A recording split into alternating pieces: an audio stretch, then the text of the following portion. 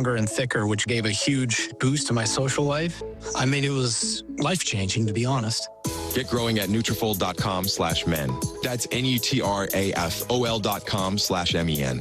These statements and products have not been evaluated by the FDA. These products are not intended to diagnose, treat, cure, or prevent any disease or condition. Real customers were compensated to share their stories.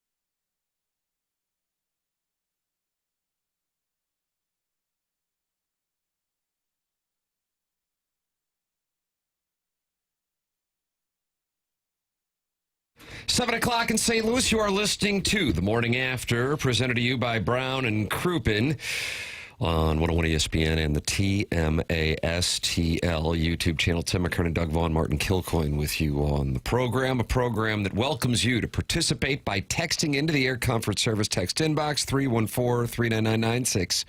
314-399-9646, by calling in the Callier and Thompson phone lines 314-974-0101, or by gathering with Friends of the Feather when you open up your YouTube app and you type in TMASTL, and Doug, you join in with 6,080. Is that 6,080 subscribers?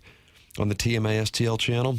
Subscribe to it, and you can go in there. You can talk to Steve Gottsagen's teleprompter, Zach Zane, Paranormal Paul, and Johnny Scores. They're all in there. Okay, well, it's good to hear that they're all there, because I had wondered where Paranormal George was, or what's his Paul? Paul, man. Show some respect. Paranormal George is not alliteration. How long have you been out of the business, Doug? Do some alliteration.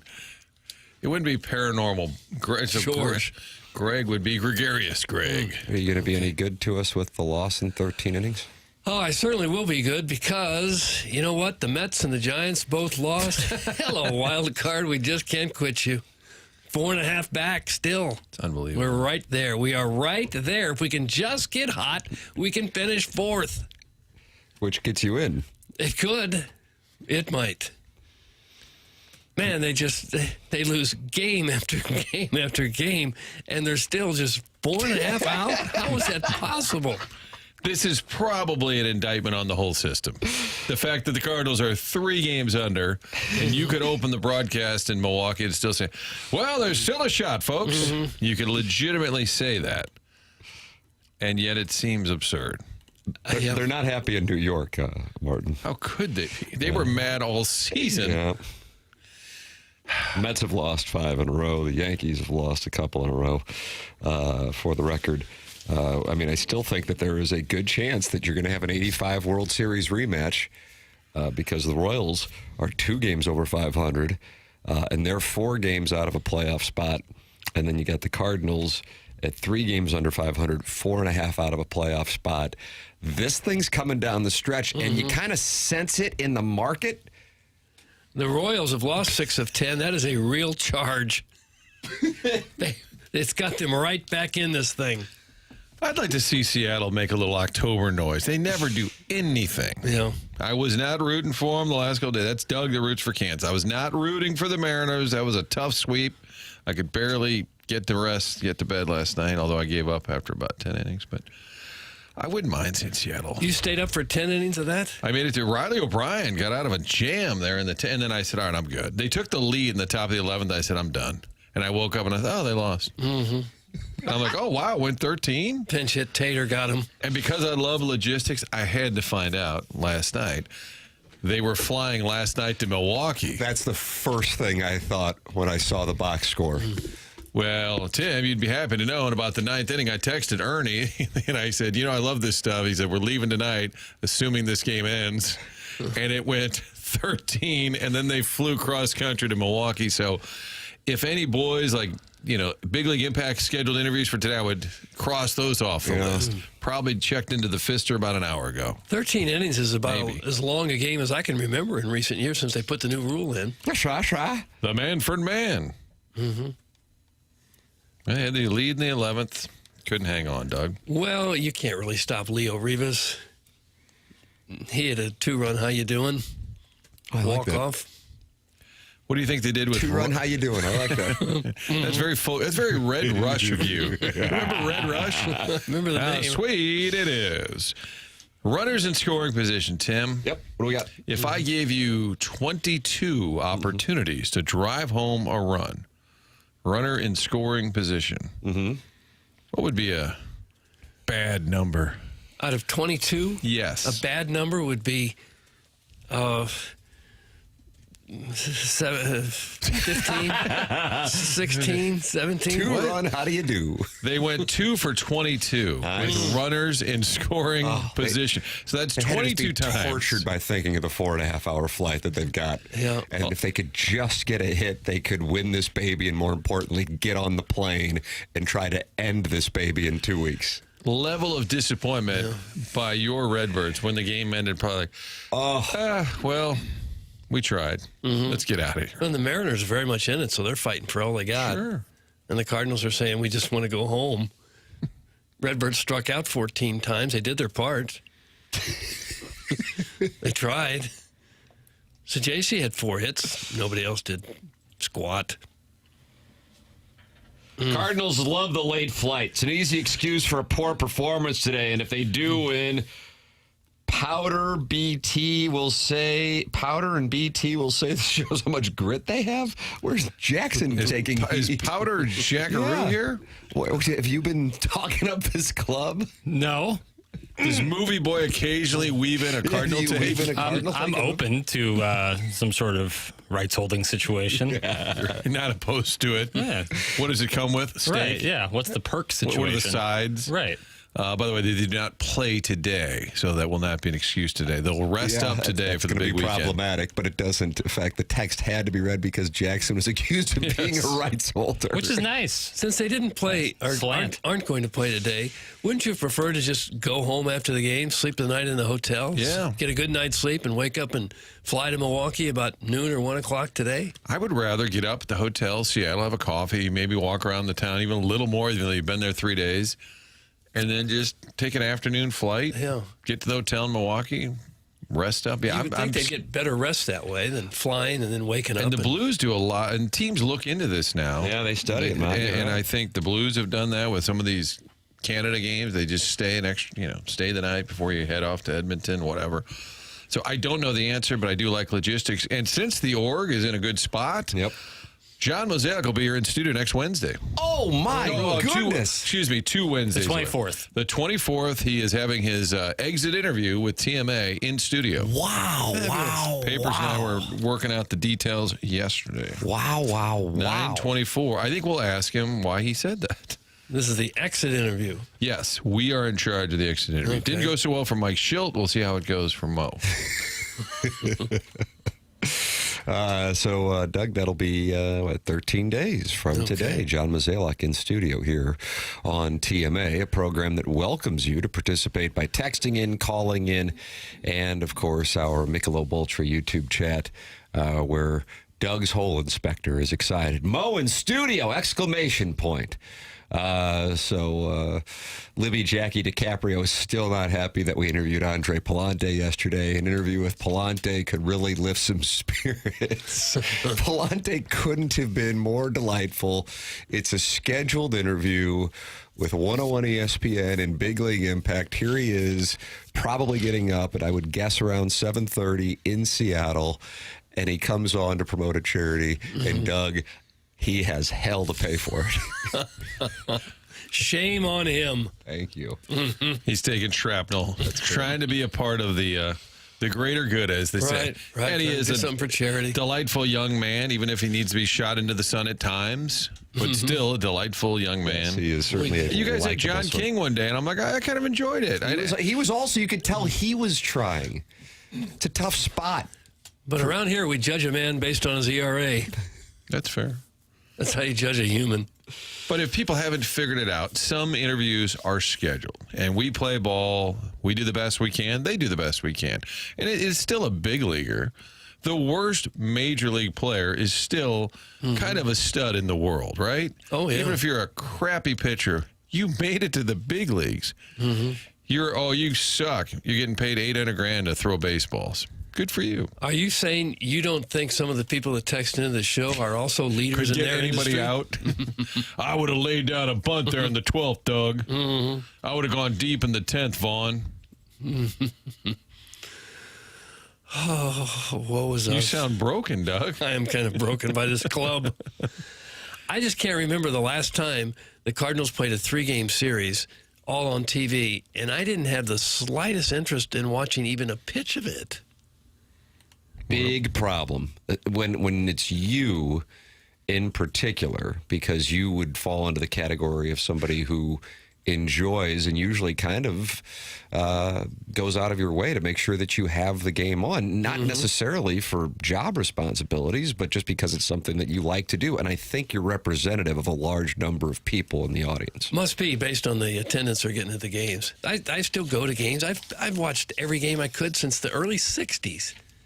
And there's something about this team that is just especially boring that just hasn't piqued my interest at all. There isn't a metric for it, but how many players come up and you say, him again? You kind of have, him again. And this Mason Wynn, now they say he's got a torn meniscus in his right knee, but he can play through it. And I really want to know why. Yeah. If there's any player that's proven, you know what, you're good. You no runway needed. You're good. We've seen enough. Don't need to prove anything. I would say Mason Wynn is in that camp, and yet I get it that he wants to play, and I believe they said on the broadcast that he can't injure it any further, but it just doesn't sound like a smart idea. Maybe if the Earth would start spinning the other direction and the Cardinals were to win 3 or 4 in a row, and all of a sudden you look up and they're 2 games out of the wild card? No. I mean, it's physically possible, not the Earth part, but the 3 games in a row, it's physically possible. And the way everyone else is playing, that might put them like within a game or 2 of the wild card I agree spot. with you, which to me is one of the more fascinating elements of the conversation, because if you recall, I don't know when it was, I feel like about a month ago, but it might have been less. They were coming off of taking 2 or 3 from the Cubs at home, and were something close to the wild card, although I don't think it was much closer than they are right now. And I posed the question, because it was after the trade deadline, where are you individually? This was what Doug calls a Gallup poll. I don't. To gauge the listenership. Are you enthused? Are you polling for him? And what we found, Martin, you have the Air Comfort Service text inbox up in front of you, just like I do throughout the course of the program. And what we both saw was most people weren't necessarily polling against them so much like, I don't really care.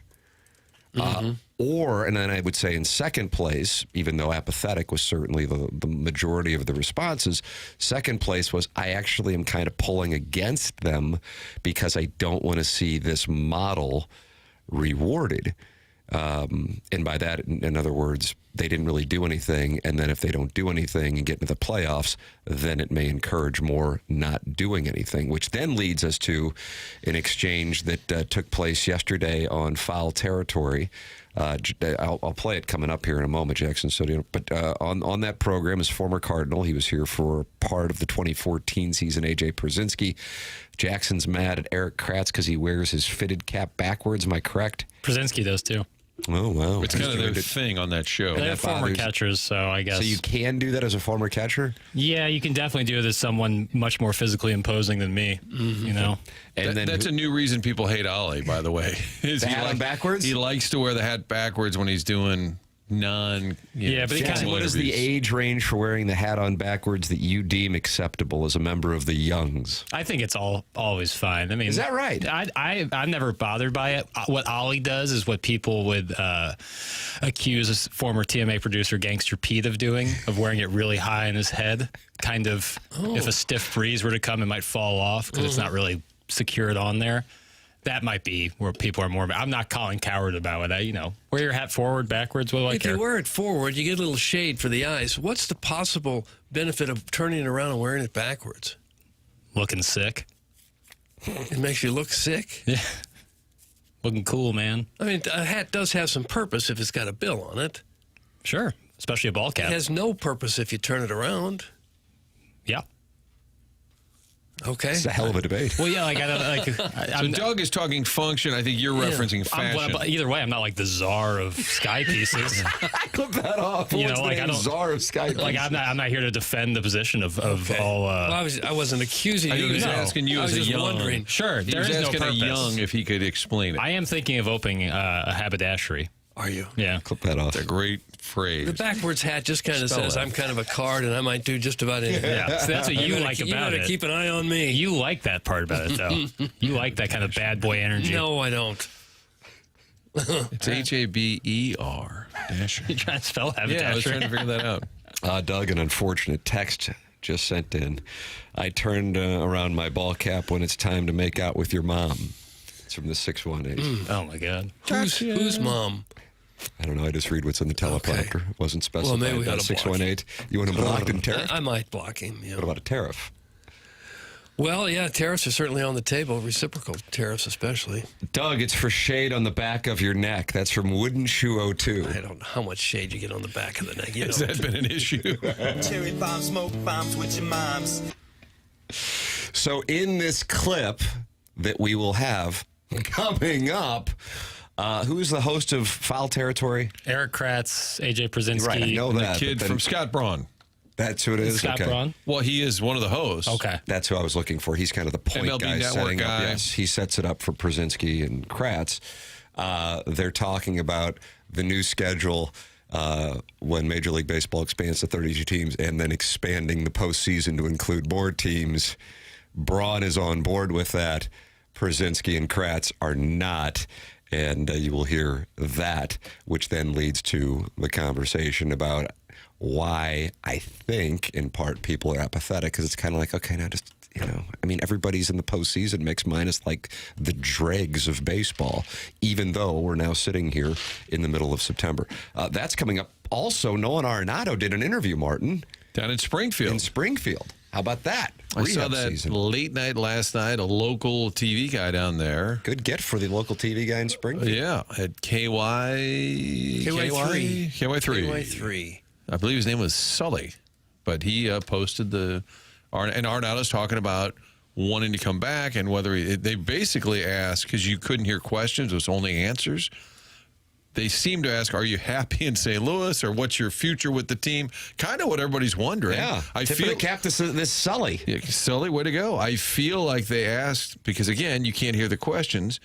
They asked him about his future with the Cardinals, and he gave an answer. That is coming up as well here on the program, a program that is called The Morning After and presented to you by Brown and Crouppen. I'm going to give Doug one chance to guess their phone number. 314-222-2222. I don't know how you do that. Brown and Crouppen. BrownandCrouppen.com. We had Ed Herman and Brody Herman in studio on Tuesday. Andy Crouppen was in last week, Terry Crouppen 2 weeks ago, and they're all available to come in because Brown and Crouppen is local. And if you are in a spot where you need a personal injury attorney, wouldn't you want somebody who is local, who knows the local legal landscape, and you can also be in a position to meet with and go through your incident and not have it farmed out to some national law firm. Brown and Crouppen founded in St. Louis in 1979, and here they are 46 years later with brand new offices on the Hill across from Ragazzi's. Brown and Crouppen is part of the St. Louis community. They value the St. Louis community. After an accident, money can be tight, and that's why they offer so much for free. First call, free. First consultation, free. Stuck at home or the hospital, they come to you for free. At Brown and Crouppen, you pay nothing up front. They don't get paid unless you get paid. And when you are a Brown and Crouppen client, all your questions are answered for free. Get the facts from Brown and Crouppen. If you think you may need Brown and Crouppen services, call 314-222-2222 or go to brownandcrouppen.com and make sure you let them know you heard about them on TMA. They are the presenting sponsor of The Morning After. Remember, the choice of a lawyer is an important decision and should not be based solely on advertising. Past results are no guarantee of future results, and every case is different and must be judged on its own accord. We'll have that audio for you coming up next here on TMA, presented by Brown and Crouppen on 101 ESPN and the TMA STL YouTube channel.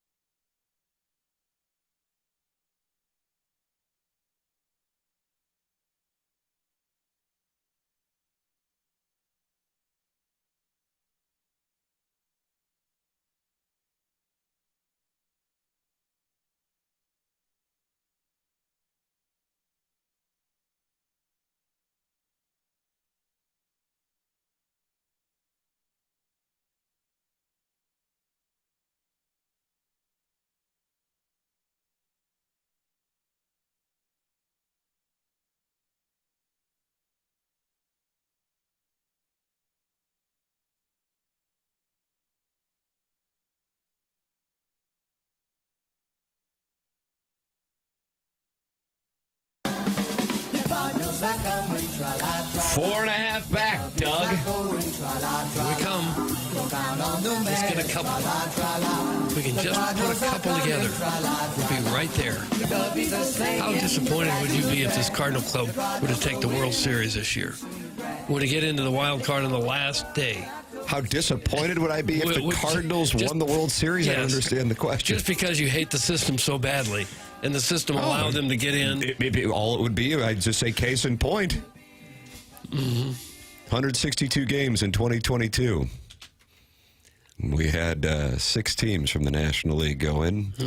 Well, the 6th seed went to the World Series. They might 162 games in 2023. We had 6 teams from the National League get in. The 6th seed got into the World Series. So if the Cardinals were a 79-win Cardinal team is your World Series champion. 79 win. Oh, be wonderful. Well, yesterday on Foul Territory, Eric Kratz wearing his fitted cap backwards to irritate Jackson Burkett, and A.J. Przinsky also wearing his fitted cap backwards to irritate Jackson Burkett, discussed with Scott Braun, the point man on their podcast, the formula that Major League Baseball plans to employ when it expands to 32 teams, what the schedule would look like, and then further expanding the postseason while reducing the games in the regular season, Doug. So more teams would get into the playoffs, and Przinsky and Kratz are not on board. Scott Braun is. Here is the segment in which they're talking about what the schedule will look like. Okay. And then what the postseason would look like, and why Przinsky and Kratz are not on board. Okay, fine. If MLB expands, could its 162-game schedule shrink? Stark said one club official we spoke with casually referred to baseball's current 162-game slog as, quote, an endangered species. Another club exec said expansion means the end of 162. So that's what they're talking about here, and here's how they would lay it out. If there's 32 teams, he thinks there will be 156 games, 12 games apiece versus the other 3 teams inside the division. That's 36. 6 games apiece against the other 12 teams in your league. That's 72. That gets you to a total of 108. Then 3 games apiece versus the 16 teams on the other side. And now we're at 156. And that's the number. And that would give you 2 series a week for 26 weeks, 52 total, and give you the 156 game schedule. I think the biggest issue between owners and players is competition. Players want every owner to be competitive. If we let everybody into the playoffs, which I get it, I'm being over dramatic, and when we expanded, it's been great for the game, an extra series, all that stuff. But if you don't incentivize teams to be competitive during the season, because now a lot more guys get in, look at who wouldn't be in right now if we hadn't expanded it like it is. Teams will try even less to build their team because they're like, it really doesn't take that much to get in. And once you're in, there's no real formula to win, is what everybody says. I am against that. I also think the 162 to 156 is negligible. Cut spring training down. If you really want guys to stay healthy, expand the roster. Don't have guys take such a workload. Maybe those are things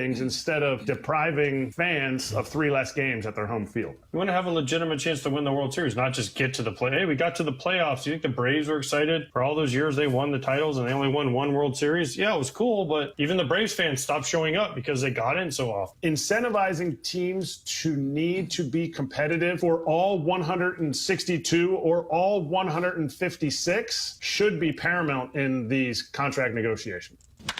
There you go. That was Eric Kratz and A.J. Przinsky against the idea of expanding the playoffs. Scott Braun is for it because he says, now look at how many markets are still interested in the Major League Baseball regular season at this point. I'm not sure that that is the case. I also don't know that it's not the case. I just don't get a real sense that the country is captivated by the race for the 6th wild card. But perhaps I'm off the mark on that. I think, if anything, New York is captivated by it because their 2 teams are kind of flopping around here in September. Yeah, also, the record book is sacred in baseball. If you start changing the number of games in a season, there's going to be a lot of, asterisks next to records. Well, this happened in a 162-game schedule. This was 156.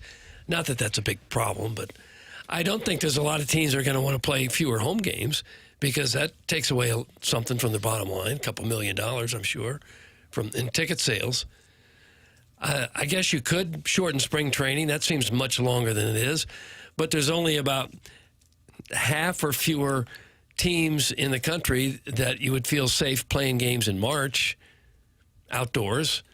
So I don't think there's... everybody get a retractable roof? Yeah, that'd be a good start. Boom. You wouldn't want to schedule a bunch of games at Busch Stadium in the middle of March. You Says couldn't do you. that. Well, says snow and cold weather and things like that, too. I like gray skies. Do you really? 52 degrees with a breeze that'll just hit your cheeks like a mother. Mother, did you drop out of your own take there? You got to mother and you just stopped. You were about to explain something to my kids. Yeah, well, I didn't want to. He made a good point. If it's easy to get in, people stop showing up because the games won't matter. That's from Steven Time, who showed up and paid Chairman Kurt $50 on the Missouri-Kansas game bet. No, maybe. I don't know. It depends on how entertaining it is. If it's an entertaining product, people will show up. Doug, maybe they can play games in Brazil. That's from Ali Doesn't Know. They might have to. I mean, the NBA even added the play-in game. They always had 8 per conference to get in, right, Papers? And what do you got now? 10 actually kind of have a chance? Yeah. Because the 9-10 in each conference have to play for the right to play the 8th seed. Correct. So they've even opened the window a little bit more. Right. Yeah, they have pretty much everyone gets in there. Now, I do have a question for Tim. I'm taking questions.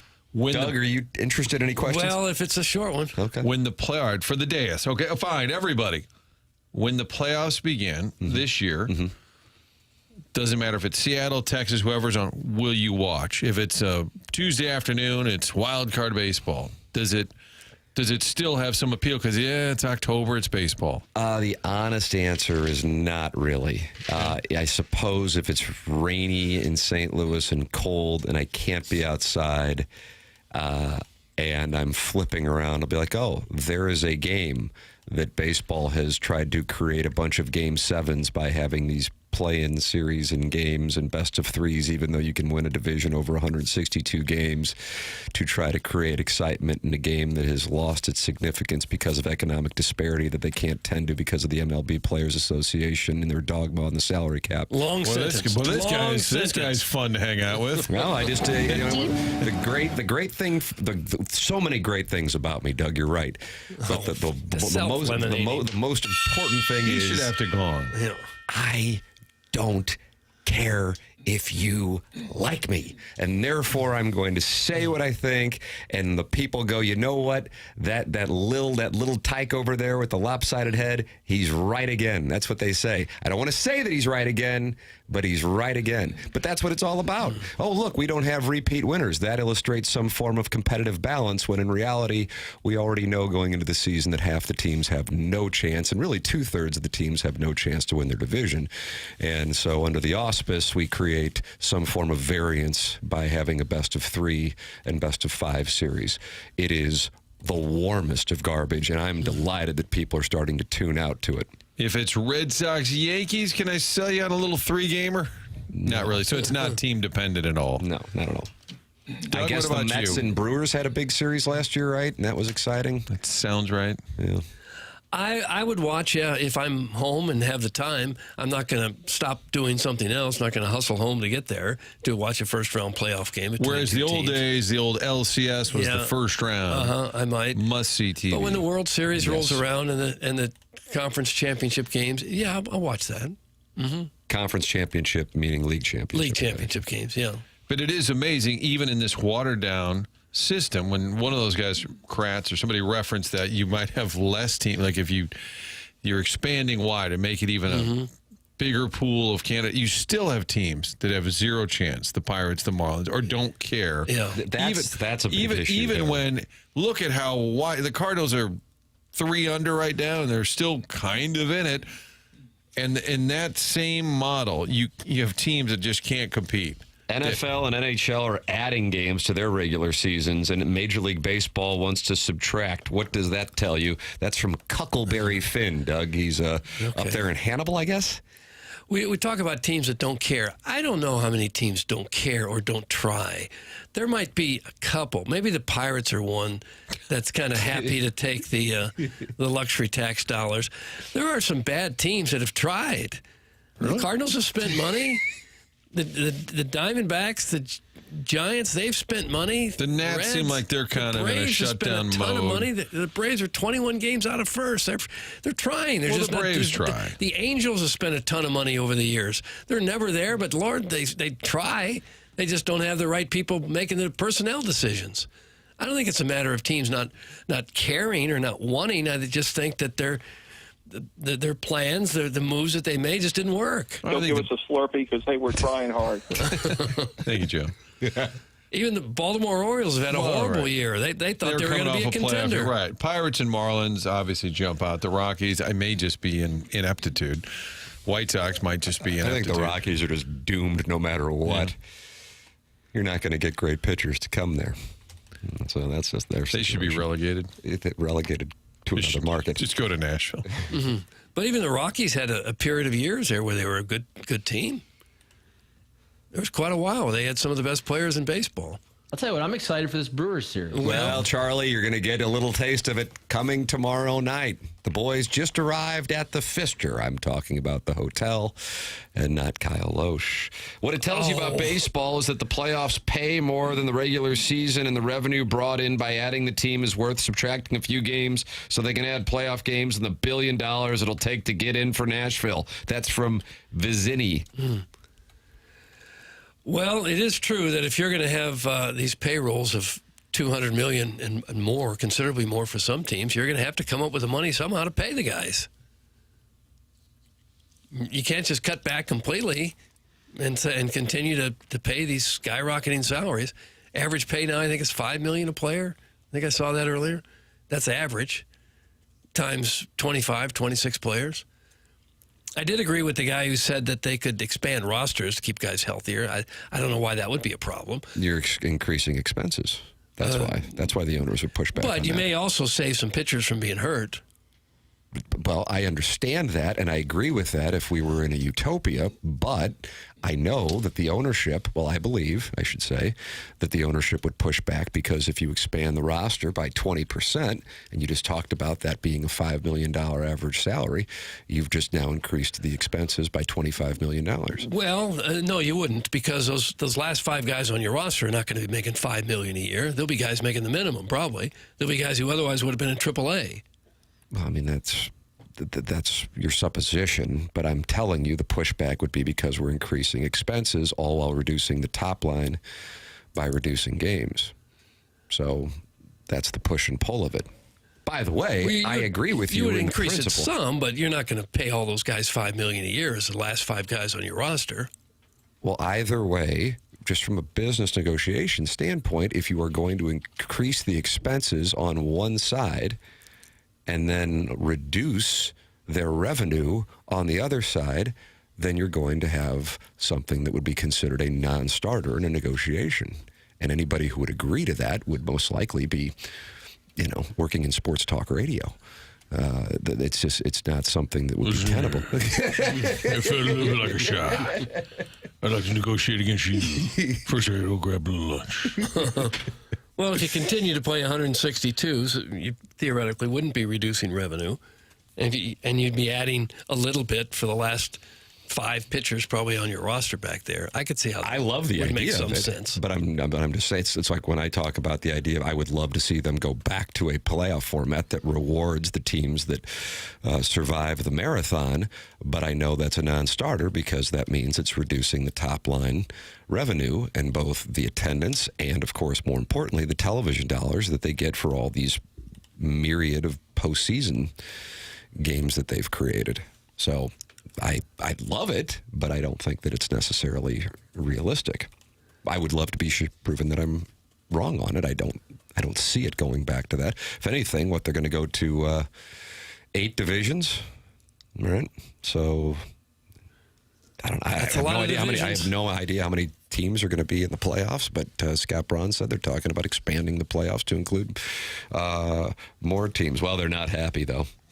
About enough MLB talk. Doug. Doug, take your shirt off. Oh, From the 636. gosh. They want a show with a little more sass? Blues and Stars preseason game is 9 days away. Gabe gonna take off that shirt, you hear? Joey Vitale be aware as we talk to him tomorrow that he is then 8 days away from game one. Yep, the ice has been put down, Doug, at Enterprise Has it Center. really? Okay. Ice is down. They're getting ready. Got a little rookie weekend. And then we got camp next week. Tim, the percentage, I was trying to do some math. Yeah, what do you got? I like percentages. In the NFL, of the 32 teams, 14 make the playoffs. Baseball, 30, 12 make it. The NFL, 44% of the NFL teams will make the playoffs. In baseball, it's 40. How about that? That could be Manfred Mann's argument. Well, we're not even as watered down as the NFL. Oh. And then I would present, how many games do you play? And then that would be the end of the conversation. He likes to read books and talk smart things, too. See? All right, who's that? Who is she? Sounds like it was recorded with like a potato. With a potato. I like when a gentleman says potato, not potato. Well, I'm folksy. It's folksy. That is folksy. Now, is that gal an AP football voter? Is that It sounded a little bit when we played the man on the street interview from the Kansas fans who were watching in Florida. Did you guys see Gabe's new snack, Cody? Put up a thirst trap on Power Mizzou. Wifey wants to invite him to the bedroom. Doug, that's from Shrimply Pibbles, who sends in pictures of his wife. And if indeed his wife, I will say she is legitimately attractive, and I guess she's inviting Gabe's new snack, Cody, to their bedroom. He's got a hell of a mustache. What does that mean? What's going on? Well, we played Gerard Hamilton. Gerard left. And from Power Mizzou? From Power Mizzou. Yes. And so there's a new snack, and his name is Cody. Oh. Yeah, so there's and he's going to Shrimply Pebble's bed? I don't know about the latter, but I do know that he has a great mustache. Wow. Sounds like he might be going to Jackson's, too. No, I just can recognize a nice piece of facial hair. But you're not the czar of sky pieces? Right. Okay. Right. Just check. But thinking about a haberdashery. Kind of seems like a second act for me. Sports talk radio. You can put lids on Transition it. nicely. Yeah. Everything you're doing here will help you in your selling extra suit buttons. Right. So he he put up a thirst trap on Power Mizzou. Like, what would the thirst trap be? It's a message board about Missouri football. Like a mailbag. Yeah, the Colonel posted his mailbag this morning. I was reading it actually. If you get to the end of the mailbag, it's a thirst trap. So is this what it's come to in our industry now? The guys are posting. It's probably not far away. That gets back to us, people asking to take that shirt off, you know? Doug Shrimply Pibbles has just sent in photographic evidence, and Gabe's new snack. His new snack kind of looks like Johnny Cakes. Really? Isn't it his new analyst? Yeah. Isn't he a football analyst? So if you're an analyst, you're a snack? I don't think so. When you have a mustache like that. I just sent in the pic. Meow. That's from Shrimply Pibbles. Stop it. So is the first question to Gabe going to be tomorrow? Gabe, who's that new snack you hired? Although in the pic, it looks like he's trying to play the role of a snack. See? He's got his hands behind his head. Ooh. Gosh. Well, either way, it worked out for him because he's going to Shrimply Pibbles' house. Is he really? Someone's going to tell him today, like, hey, I was listening to TMA and I heard your name. And he's going to listen back and say, what the hell happened here? Correction, Jackson. They'll say they were listening to some radio show in St. Louis. Yeah. Colonel, name the show! Yeah, you refuse it. Damn it! Colonel's pissed I didn't stop by the tailgate. Too far away. I was on the north end zone side. Colonel's tailgate was south past Mizzou Arena.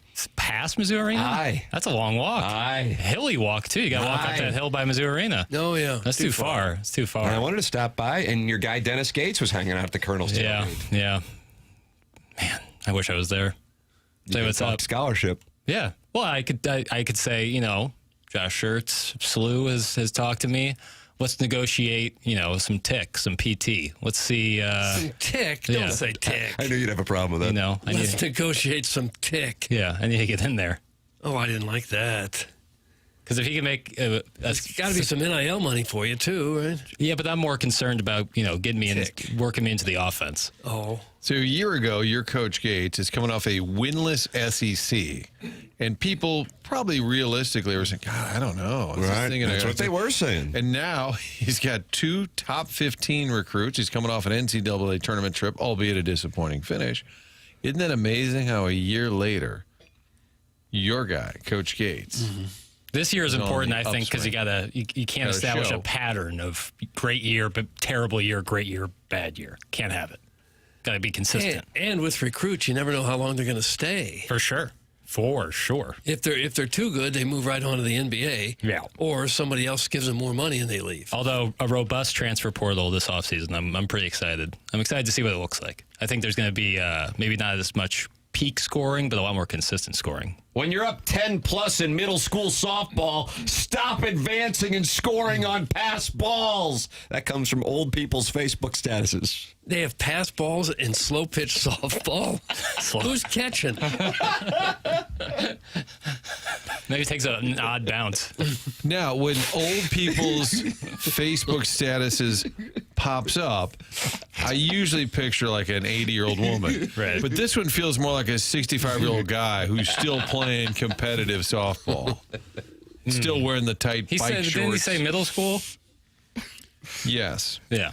But I just feel like it's a dad who used to play a lot of ball, as opposed to your grandma. When do kids start doing kid pitch in baseball? It's like 10 years old? It's the 3rd or 4th grade. That, I think. It's the worst. Yeah, I was going to say, you guys have, is that the worst thing to watch? Mm-hmm. Ball. It's when you realize the game is 90% pitching. Yeah. Hey, Jackson, let's just hope you can avoid playing a pesky mid-major in the tournament again. That's from Kwame Voyukas IV, large Billiken fan, enemy of Martin Kilcoyne's, and now going after Jackson's Missouri Tigers. Listen, if you want to dance, you got to get invited first, so sorry. Nobody cares about college basketball until 6 months from now, and then they care for 2 weeks. It's not worthy of being discussed. That's from Harrison's brother Master. Yeah. Man. How about Masters? Play the hits. How about Masters' brother Harrison, who's having a nice run in Philly? Oh, is he ever? Yeah. He's a folk hero there, just like he was in the Bronx a couple years ago, eh? Really glad to see that. Yeah, I encourage folks to go take a look at his Players Tribune thing right after he left St. Louis. That was world class. He's a good dude. Yeah, I think he got maligned a little bit because the Cardinals, for whatever reason, propped him up too much. Like in the offseason, they rolled out the new jersey and they used him, and they tweeted out the GOAT is here or the King. And I was like, that upset the Plowhawk on this program, it was Martin. stupid. But I also don't think it wasn't his fault. No, and he had a big, happy personality. Fans loved him. But they did prop him up a little bit. Like, oh, the King is here. I'm like, what 20-year-old intern posted that? And now it just makes him look like a... I wish they still had him. Yeah. He'd be the best outfielder they have. You're correct about that. I interviewed him, I can't recall what year it would have been. What year? He got traded in 22, right? From Montgomery. I remember because we were doing Balloon Party when it happened. Oh, live on the air when it happened? Where were you when Harrison Bader was traded? But I got to know him a little bit, and he was really a good guy. And as weird as it is to say, and I don't know how many fans are aware of this, I guess people became aware of it. Maybe they did, maybe they didn't. He might have more money than damn near anybody in Major League Baseball, which is really kind of a weird thing to say. It's just because it's his family's money. It's like Julia Louis-Dreyfus, makes a lot of money, but it's like Julia Louis-Dreyfus. Makes a lot of money doing what they do at the top of their game, but also come from a lot of money. That's right. Yeah. He is like old New York money, but he was a great guy. He went out of his way to make sure that after the situation in Miami where the lady took the ball from the dad in the outfield that he got the bat because he was the one who hit the home run, got the bat to the guy. He was really just kind of down to earth might not be the right way to, but just really a likable guy. And if he would have stuck around here, I think he could have become even more of a fan favorite. But you're right, Martin. I do think that positioning him probably by an intern. In a portion of the audience, of the fan base, like, oh, God, this guy, this is what sucks about this whole organization. And it's like, he's just an outfielder. It's accessible, likable, was here a lot in the offseason. 2 years ago, he came back with the Yankees, And a friend of his told me he was going to be at Cardinal Glen. I went down and interviewed him, just his return to St. Louis, and they had gotten in at 4 or 5 in the morning. This was like at 9, and we were over at Cardinal Glen. And to the point, yeah, he's a good guy. But another one, Doug, that if only we drafted him and brought him here, we could have kept him. Except we did. But that one, the Montgomery trade, was a good trade. Yeah, they did get a good pitcher for him. But he was always a fun, willing interview, even if they just got their teeth kicked in. He'd always have something fun to say. And yeah, I really miss him as a Cardinal. Shrimply Pibbles is back. He is inviting Gabe's new columnist to his bedroom and also says Harrison is cousins with the bassist in Vampire Weekend. Great band, and they have sexy dancers, Doug. That's from Shrimply Pibbles. So not only friends with the Koch brothers, but also the bassist in Vampire Weekend, which, of course, has sexy dancers. Shrimply Pibbles is feeling awfully randy this morning. All right, cut it off. I'm done. We just addressed that. I'm not listening to the rest of that. That's a terrible call. It's football. Please call next time. But he wants him to call back. Remind me tomorrow to ask Gabe about the Wildcat. I regret not. Martin's Wildcat agenda. Regret not doing that on Monday. You're welcome to get involved in the program. 314-399-9646. That's how you can text in. And you got that Michelob Ultra YouTube chat where friends have gathered. 212 are in there, and they're talking it over, like Jake and St. Genevieve and Spicy Sow. Doug's Hole Inspector's talking to Jeremy Hodge and Too Fat to Kayak. They're all in there, and they're all talking it over while watching the presentation. And, of course, you can email in as well for our Design Air Heating and Cooling email of the day. Doug, the forecast this weekend gets a little warm. Oh, yeah. I mean, I'm not complaining based on what we've had here, but over the next 5 days, highs in the 90s. If you run into any issues with your air conditioning, designairservice.com. That's where you go, and you work with the company that Martin works with, the company that Doug works with, the company that I work with, and the longest-running sponsor on TMA, going back more than a decade. It's Design Air Heating and Cooling. Online at designairservice.com. Seth Goldcamp and his team will fix you up real nice like and real quickly, and there'll be no upselling. You'll just sign the paperwork, and they'll say, thanks. Thanks for reaching out to Design Air Heating and Cooling, and off they go. And you don't have to go through some awkward sales process from the tech to you. No. They fix it. They move on. That's the way that they earn your business in the long term. It's Design Air Heating and Cooling. Online at designairservice.com. Email in for the Design Air Heating and Cooling email today, the morning after at InsideSTL.com. Doug, there's a little concern. This is what I saw in Power Mizzou yesterday. What? It wasn't Gabe's new snack. Posting a thirst trap, which again, I'm still not certain of, but if Shrimply Pibbles is reporting it, I'll buy in. There's a little concern in Columbia, and we'll tell you why. And then we even have audio from friend of the program, Frank Frangie. Oh, we do? Yep. Yes, we do. Wow, we were promised a conversation with Frank Frangie years ago and never got it. Well, you're going to get a clip coming up. It's TMA 101 ESPN.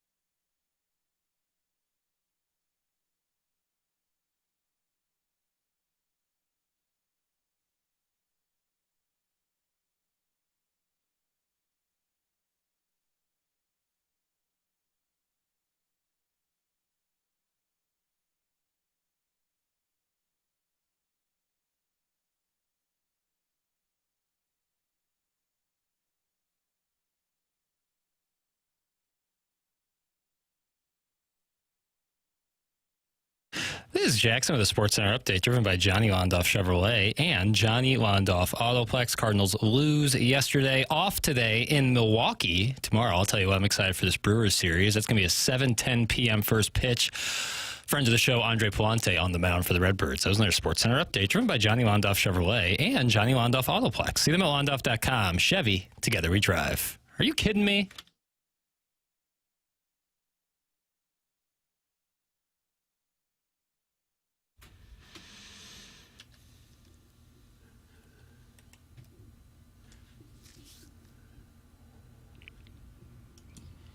Doug, why'd you request this? I just like the percussion. Vampire Weekend, aforementioned. And they have sexy dancers, according to Shrimply Pibbles, who's inviting Gabe's new columnist into his bedroom. Right, and Harrison's brother Harrison Bader's cousin is the bassist. We are ruined forever. I know. The program's called The Morning After, and it's presented to you by Brown and Crouppen on 101 ESPN. And then you can watch the show on YouTube. TMASTL is the channel that you want to type in, and then you subscribe to it. And the next thing you know, you're watching the program. And if you want, you can join in the conversation. That conversation is presented to you by Michelob Ultra. Doug, this is all going to tie into local sports. Just follow me. Follow me to freedom, brother. The Florida Gators will be in Death Valley West, Saturday night at 6:30. Taking on that dainty little Southern debutante, Brian Kelly, who grinds on recruits and talks in a Southern dialect, even though he's from South Boston. After that, they head to Miami. Could be Coral Gables. It's more like Hollywood, Sunrise area, Hard Rock Stadium. Right. After that, they get a bye week. Then they get to host the Texas Longhorns. After that, they head to Texas A&M. After that, they host Mississippi State, fresh off their win against Arizona State. After that, they host Georgia. Then they go to Kentucky. Then they go to Ole Miss. Then they host Tennessee. Then they host Florida State. Sweet mother of mercy, that schedule. Sweet mother of mercy. They'll be lucky to break even. That schedule. And so, after the loss to South Florida, a 17.5-point underdog this weekend, Miami, Florida, for the record. A team that's beaten Boise State, and now the Gators in Gainesville. You know where Billy Napier finds himself, Doug? In trouble. The hot seat. You still got to play 8 more ranked teams. And that's not including Mississippi State. And it's not like Kentucky is a freebie. We saw Ole Miss have their battle with them this past weekend. So, with that all said, friend of the program, Frank Frangie, gave his theory on who would be in play to take the job, and then we have an ESPN story on who would be. It's going to be Drink, isn't it? It's going to be Drink. You just got to let this. Listen to me when I tell you this. If Billy Napier gets fired, and I think he's going to, John Gruden will be in play for that job. Wow. Doesn't mean he'll get it, but listen to me again.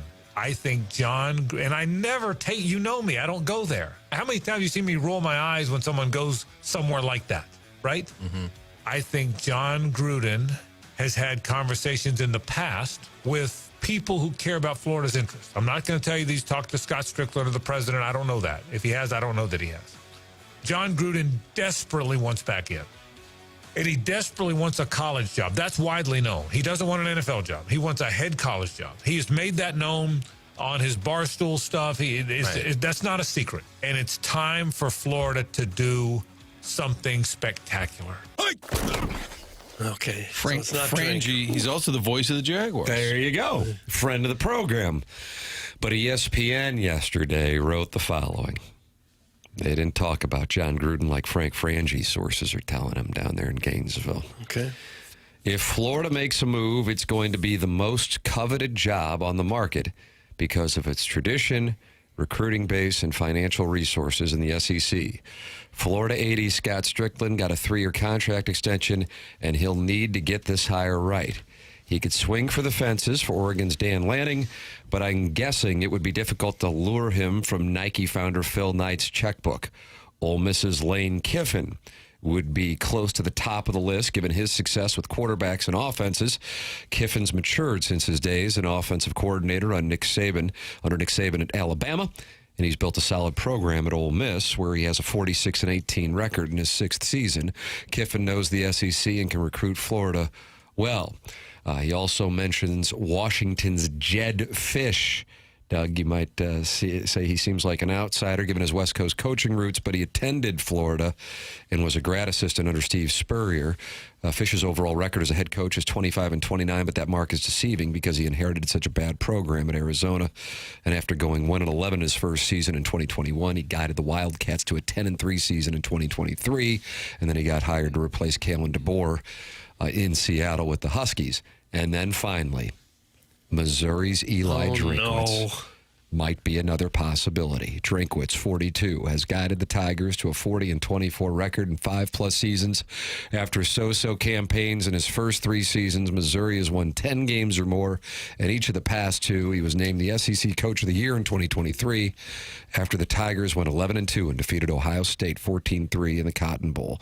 Missouri is back in the top 25 after beating Kansas last week. And here we go. And that is what I saw on Power Mizzou yesterday. I did not see Shrimply Pibble's newest friend, the Colonel's new columnist. No, I didn't either. I wouldn't think that Drinkwitz would be their guy. I think they would want to make a bigger, splashier hire than that. Maybe he's better thought of nationally than what we know or what we believe. But I would think that they would go for a bigger name with a longer track record of success. And where are you going then? Because then it becomes what's realistic. Yeah. Because he cited Dan Lanning, which I think probably would be... Yeah, that's who you really want. The glamour one. But if Lanning... And this kind of goes back to, you might recall, the column after Florida State beat Alabama, and a friend of the program, John Talty, talked with a gentleman who's now the, I don't know if he's the AD at Maryland or the GM of Maryland Terrapins football, whatever the hell it is. He used to be in Seattle. And he goes, Kalen DeBoer didn't realize how good he had it. He's in a position where he's making a bunch of money. They can win. But if they lose, it's not like it's a pressure cooker. And now he's down in Tuscaloosa, and he has the absolute opposite situation. Dan Lanning certainly is in a different spot with Oregon versus Washington. But to go from being a god in Eugene to Gainesville, where going 10-2 can get you fired, and that did happen. I'm not sure that that's something that's appealing to people. I don't know if Lane Kiffin would want to mess with it, because I think he's got a good thing going in Ole Miss. But at the same time, whereas you can win a national championship at Oregon, I don't know how likely it is to win the national championship at Ole Miss. It's kind of in the Missouri category. Yeah, it can happen, but how likely is it really to happen? And if he wants to win a national championship, Florida brings you the better chance.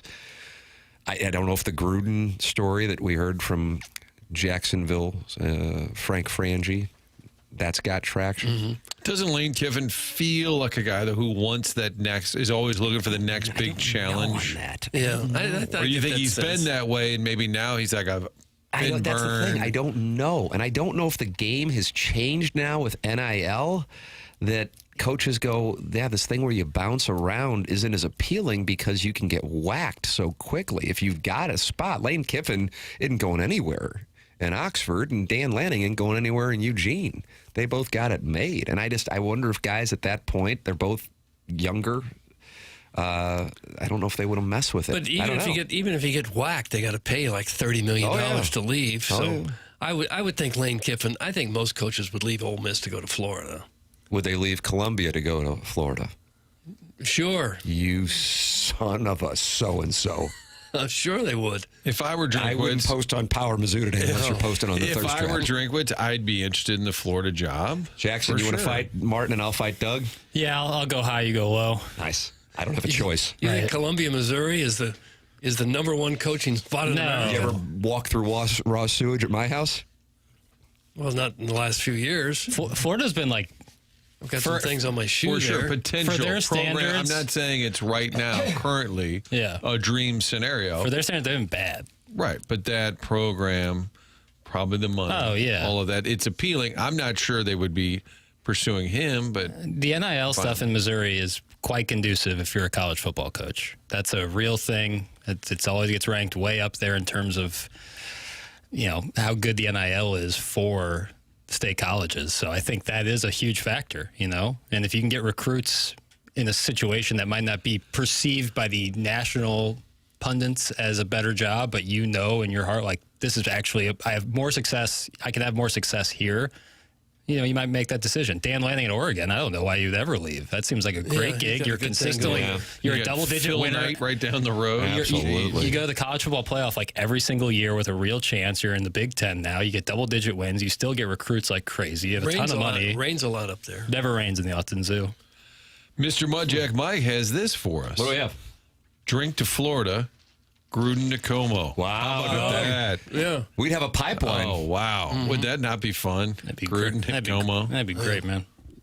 But if you're Mizzou's Board of Curators, you have an emergency meeting today and just give Drink a raise. That's what you do. They keep extending them. They just extend with them. I'm betting on Gruden. I think that would be a really... You mean to Florida? To Florida. I actually agree with you. I think that would be a really splashy hire for them. I'm with you.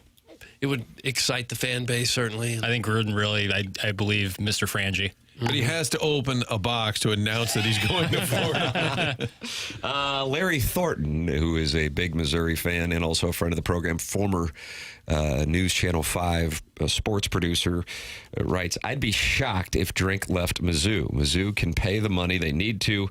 He has a great relationship with Troy. He runs that athletic department. Troy has already picked him over the last athletic director.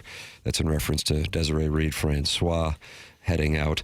His NIL is great. He's getting top-notch facilities and won't have to win 10 a year to keep his job. I would be shocked. That's from Larry Thornton. Yeah, if you're someone who's like constantly looking just to make the next move up, then something like that. But if you are trying to build a program, even if that is, you know, you still want to ascend eventually, but you can really, really build a program somewhere, I think you do that in this current day and age of college football. Florida's pretty enticing, though.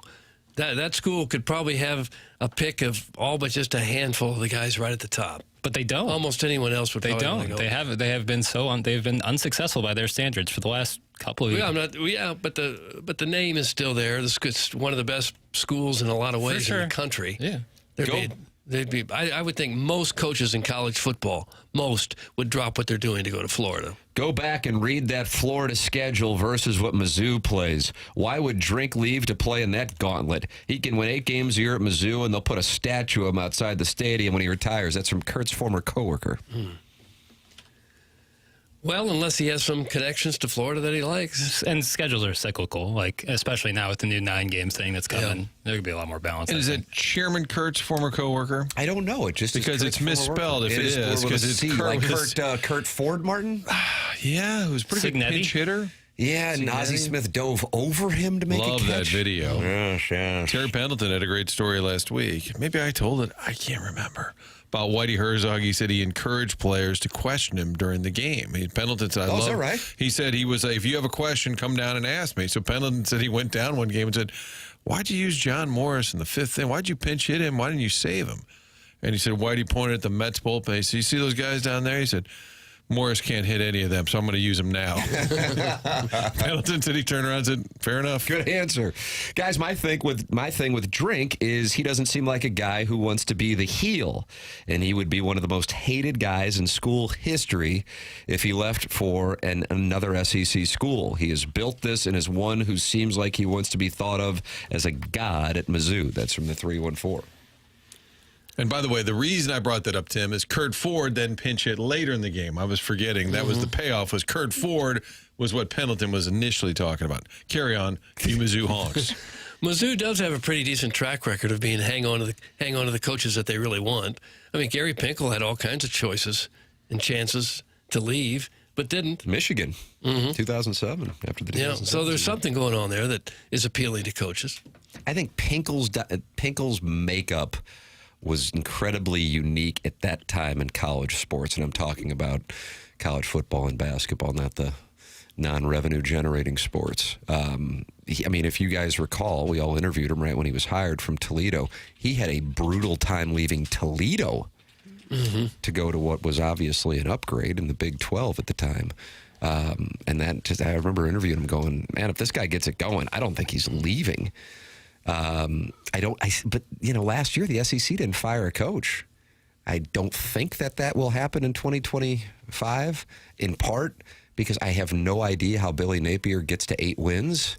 And therefore, if he's 7-5, I think he is gone. I don't think that's a real bold prediction. He might be gone at 8-4. Although going 8-4 with that schedule would be a hell of an accomplishment. For the record, they're 1-1. Doug, they were able to get past Long Island University, but then lost to South Florida. Then it's at LSU, at Miami, at home against Texas, at A&M, at home against Mississippi State, at home against Georgia, at Kentucky, at Ole Miss, at home against Tennessee, at home against Florida State. Sweet mother of mercy. Yeah. It's got to be the toughest schedule in the country. It's either Florida or Oklahoma. Yeah. But you don't really know what they have this year. I mean, the Long Island thing you can throw out. Maybe South Florida's a whole lot better than we thought they were. I'm telling you. Maybe Florida's a pretty good team. Riz and I had on the spread zone. I'm taking South Florida this weekend against the Hurricanes. I'm not sold on Miami. And Riz laid the 17.5, and he's taking the Hurricanes. I think if you beat Boise State and you go into Gainesville and win, South Florida might be a sneaker play. And the guy who beat Billy Napier might be the guy who gets the job. Alex Golish. He's only he's a young cat. Right? He's I think he's 39 or 40. He seems like a likable guy. You've he gave a really good post game interview after they beat Florida, just about how the last 2 games and what that's meant to him and all the love he's gotten. I thought it was really good. God bless. Maybe he'll come to Columbia. Yeah. I don't think he's coming to Columbia. Born in Moscow. Yeah, I loved Rocky IV. Yeah, and moved to Brooklyn as a kid. Yeah, I think it was because how much his parents loved Rocky IV. What were they doing in Moscow? Looking at all the locations of Rocky IV. That's correct. Filming That's Gorky. what his dad was doing in Moscow. I'd be shocked. It was a hobby, but it paid well. You think Rocky IV was actually shot in Moscow? Maybe Gorky Park. I'm going to short that market. I would agree. The relations between the United States and Soviet Union in 1984 were not optimal. So when Rocky is training in that winter wonderland, that's actually Art Hill. You know what it is? It's Jackson Hole, Wyoming. What's that? Grand Teton National Park. You can't find a lot of winter locations in this country without having to go to Russia. Guys, I will parlay the following. Stoops, Napier, and Pittman all let go this year. That's from Al in Dadeville, and he loves the Georgia Bulldogs. Georgia. Stoops might be able to craft something together. Also, I don't know what Kentucky's fans' constitution is, like if they're There's a use of constitution. Do they care? Like if basketball is okay, what are they feeling like with football? I don't know. Kentucky fans call in. And they weren't happy when he was almost going A&M, if you remember. Yeah, I do. Hey, guys, native sons are delusional if they think Drinkwitz wouldn't leave for Florida. That's from Big Tuft. I think he would. I think most coaches would. Most would leave their schools to go to Florida. There's a handful that wouldn't, but most would. Doug, coaches stay at Mizzou because they know they have Tim in their corner as a fan. That's Eric in the Central West End, who Jackson says is attractive, but he wants it clear that he's not attracted to him. Okay. Yes. Jackson is driving to Chicago second straight weekend right after this program. Yeah. Oh, is that right? You're out of here today, huh? Mm-hmm. This afternoon. Yep. You look rather sharp again. Oh, thanks, man. And this guy's all buttoned up. He's fresh off of a 2-hour and 20-minute QFTA with me yesterday. It was 2 hours, yeah, a little 2 hour. You took that old wrinkled T-shirt out of the regular rotation. Harrison's brother Master got to you, didn't he? No, he didn't get to me. Yeah, some days I feel like putting on a little something, put on a little snazzy number. Oh, really? What are you going to listen to on the ride today? What do you got planned? Nice question. Is it just kind of like a good vibes? Yeah, it was music this morning. You got a podcast. You're driving 5 hours. Oh, do you mean today? Well, that was Martin's I question. thought you meant driving to work today. No. Driving to Chicago, baby. Driving to Chicago. We're talking about your trip. We're talking about you leaving after the show. That's fair. I am driving with my friends, 3 of my friends. Oh, is that right? Yeah. Herb, Private Citizen Pete, and the Ken Dog? Ken Dog, Private Citizen Pete, and the Frog Dad. How fast will you go? Do you push the speed limit right to where you think you might get I'm not caught? driving, but when I drove like this past weekend, 10 is about as far as I'll go over. All right, I'm not looking to... Yeah. I think it's a fair speed. Not looking to clear the deck, but with your friends, is it rude if you have your earbuds in and you're listening to a podcast? Yes, I do think that is wrong. Will you make them listen to Movie Boy? No. Hey, guys, I got a little something for you. That sounds like 3 hell. hours of breaking down a movie. Is that Gareth? Did you two have something going on? Why is Gareth on the show again? Yeah, I can get some jealousy going. Hey, guys, QFTA was great behind the curtain look yesterday. That's from the Jerkwood from Kirkwood. I don't even know what the hell we talked about. The name of We it. had a question about college football playoff and everybody being on board with guaranteed teams, but I'm like, I don't think everybody is on board with guaranteed teams from conferences. Right. But I don't know. Yeah. The Cardinals and going through a full rebuild. Yeah. And then a year into TMA being on 101 ESPN. And question, you would have enjoyed this one, Martin. It was right up your alley, as a matter of fact. And then I got into the Howard Stern, his first show back. Did you happen to listen to that, by the way, Martin? Did you go back and listen to that, his first show back on... Oh, yeah, we talked about it, because I cited it, where he did the thing where Andy Cohen... Well, we talked about how he did a bit, and we were surprised he's doing a bit. Because we both thought it was... hackneyed. Yes. No, I did not. So this was early in the week. He had Andy Cohen say he was taking over the channel, and people were freaking out, and then we found out it was a bit. And said it was so did you prank. listen to the audio? I went back and I listened to the whole segment, and I'm just kind of like, because that was my guy. And I just kind of think the time with podcasting, the whole thing's kind of just passed by. But now, not everybody, but a lot of people are like, see, he's irrelevant. I'm like, the guy made at least $500 million, and he is a trailblazer, a legend. You know, it's just Did most people mock the bit? I don't know about that. I just wanted to listen to the segment. He said everything that's been reported is not true, and he wants to retire, but now he doesn't want to retire because then people say he got fired. And I'm sitting there thinking to myself, you're 71, you have more money than you know what to do with. Who cares what people say? But I thought that was kind of sad that was in his head. You know what I mean? Like a reason to stick around. It's just some people sniped. Right. Bill in Boise said, you're a loser. That's it. I'm working some more. Right. That's what he said. He goes, now I got to keep working. Oh. You can text in 314-399-9646. Yeah, if you want to listen to that conversation, QFTA, it's in the TMA podcast feed, the Tim McKernan Show podcast. You can also email in the morning after at InsideSTL.com for our design, air, heating, and cooling email of the day. The program is called TMA, and coming up, we'll have that Nolan Arenado interview with a Springfield television station last night as he begins his rehab assignment. Some intriguing stuff in there. I'm looking forward to sharing with the audience. It's next, TMA 101 ESPN.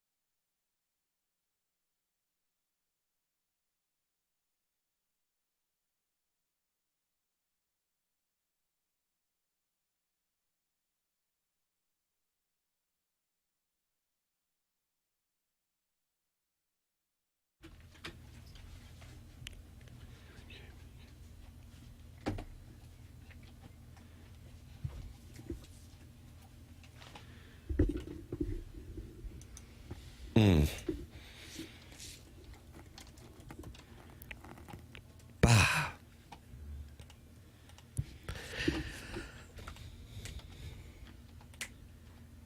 What do we have going on? Today is Harry Connick Jr.'s birthday. What do you think he is, Doug? I'm going to go 60 Bills. Oh, you think he's that old? Think it's too high, really? I think that's too high. I think he's 58. Ooh, I think 57. Doug's never been more on his game. He's 58. By the way, You are so dialed in on ages. Looks unbelievable for 58. Oh, you really like him, don't you? Well, he's just a. Who do you like more, him or Gabe's new columnist? I'll give me HCJ, Harry Connick. Ooh, that's going to play well on Power Mizzou. It's also my dad's birthday today. Happy birthday, Jeff Burkett. Happy birthday, Pop. I mean, I couldn't be a bigger fan of a gentleman than I am Jeff Burkett. Likable sort. He's influenced you. He's a wonderful gentleman. Means He's the had world a chance to to me. play golf a few times. He's a wonderful gentleman. God bless. Thank you. It means a lot. Thank you. Yeah.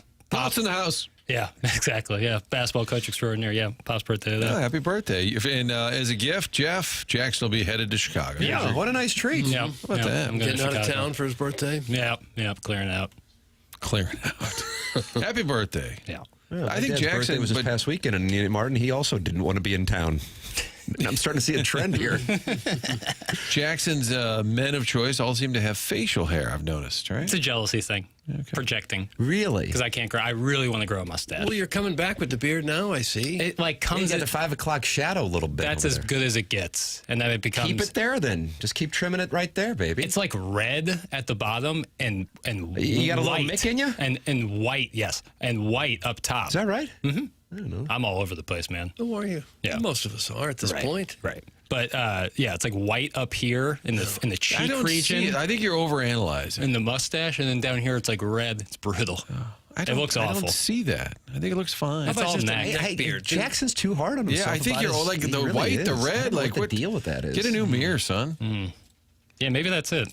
Maybe I need a new mirror. I don't see the white. I don't see the red. Just And I'm visually appalling, and I'm a genetic mistake, and yet I have an incredible amount of confidence. It's very odd. Yeah. And here you are, tall, lithe young boy with wonderful facial hair and a thicker head of hair than you give yourself credit for, and you're a mess on the confidence scale. Let's go here. Let's go. Yeah, you're right. You're right. Believe in yourself. Let's go. Believe in yourself. Go. Believe in yourself. I'll meet you like at this. Wally's at about 4:30 this afternoon. Pull it together, boy. Pull it together, boy. Pull it together, boy. I hate beef jerky, by the way. So there's not much There's for a me. lot of people. Like popcorn. There's pastries. I don't like Wally's has popcorn. got You don't like everything. popcorn. Yeah, I don't like popcorn. There's not a snack ruined. treat that you couldn't get at Wally's. As a They have movie boy, everything. you don't like popcorn?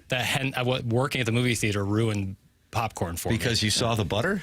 Because I had to clean the machine every night. And what was doing? It took a whole hour. A whole full hour to clean that I'm just popcorn glad to hear they machine. cleaned it. Oh, Yeah, yeah, that's the thoroughly. upset. Thoroughly. Oh, my God. So you at Wally's can't find the thing is the size of a.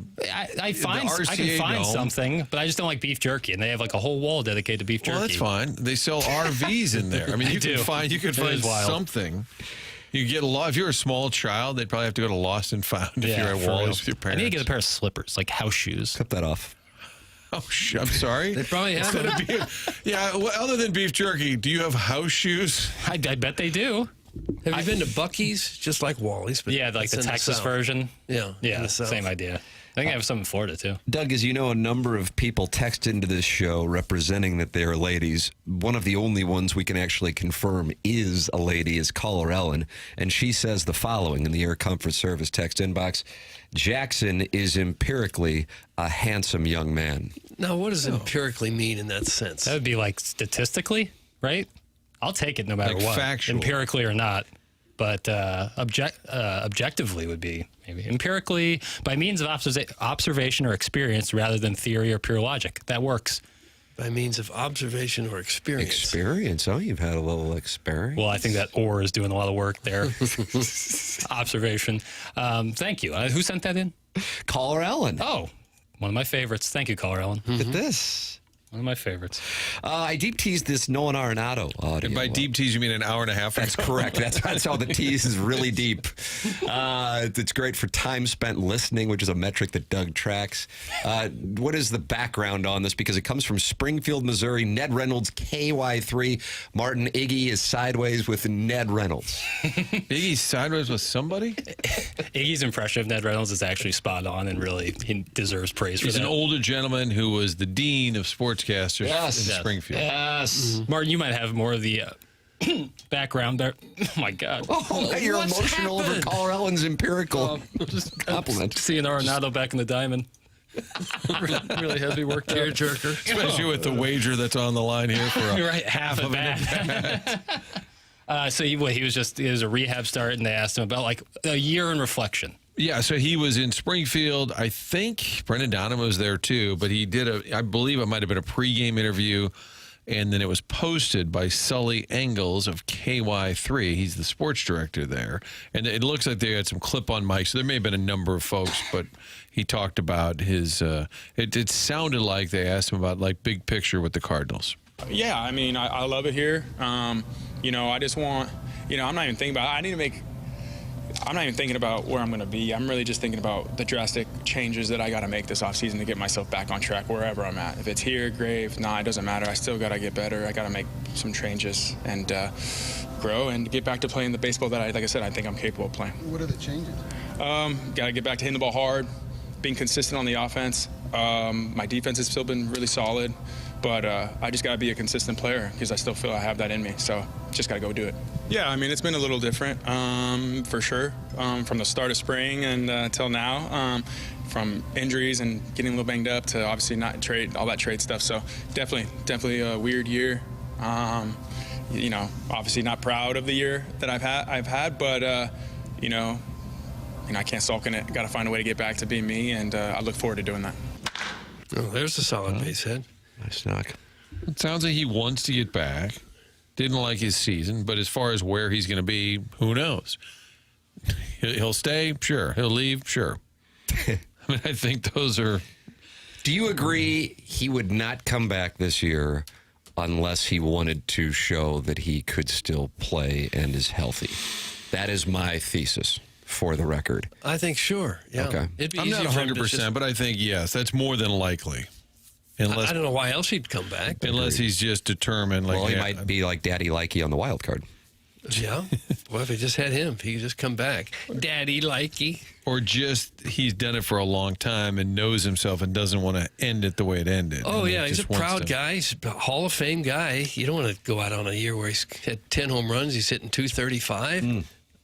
I'm sure he can't wait to get back in there. But if that is his motivation or the team's motivation, I would say it's not realistic. I don't think there's a 1 week or 2 week stretch here that's going to dramatically change his trade value. That's the part I don't. not. That's the part I don't get.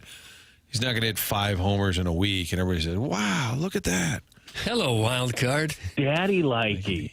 No, but if you're him, I'm sure you don't want to sit on an For off sure. season on the horrendous year that he's had. He'd probably love to come back and hit a few bombs and play well again and feel good going into next year. Sharon and Clayton is furious with the caller Ellen text and the fact that I acknowledged her as one of the only confirmed ladies who text into the program, even though a large number of ladies text into the program, but we might be dealing with gentlemen representing that they're ladies. And she says, I'm a confirmed female, and I waste my time listening to this silly show, although now I'm not sure why. Tim, you suck. Oh, that's an anti-lemon move.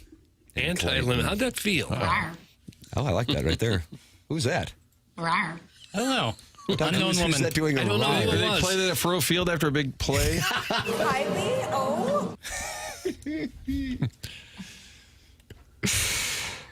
I love that Time Sharon's husband introduced her to this show like a squeaky toy for a dog that keeps chewing on the couch just so she'll leave him alone. Well done, you poor bastard. Doug, that comes from Arbor Day, whose belief is Sharon got introduced to this program as a way to distract her from bothering him, the husband who is tired of it. That's Arbor Day, Well, I don't know that two-time that's fair. texter of the year.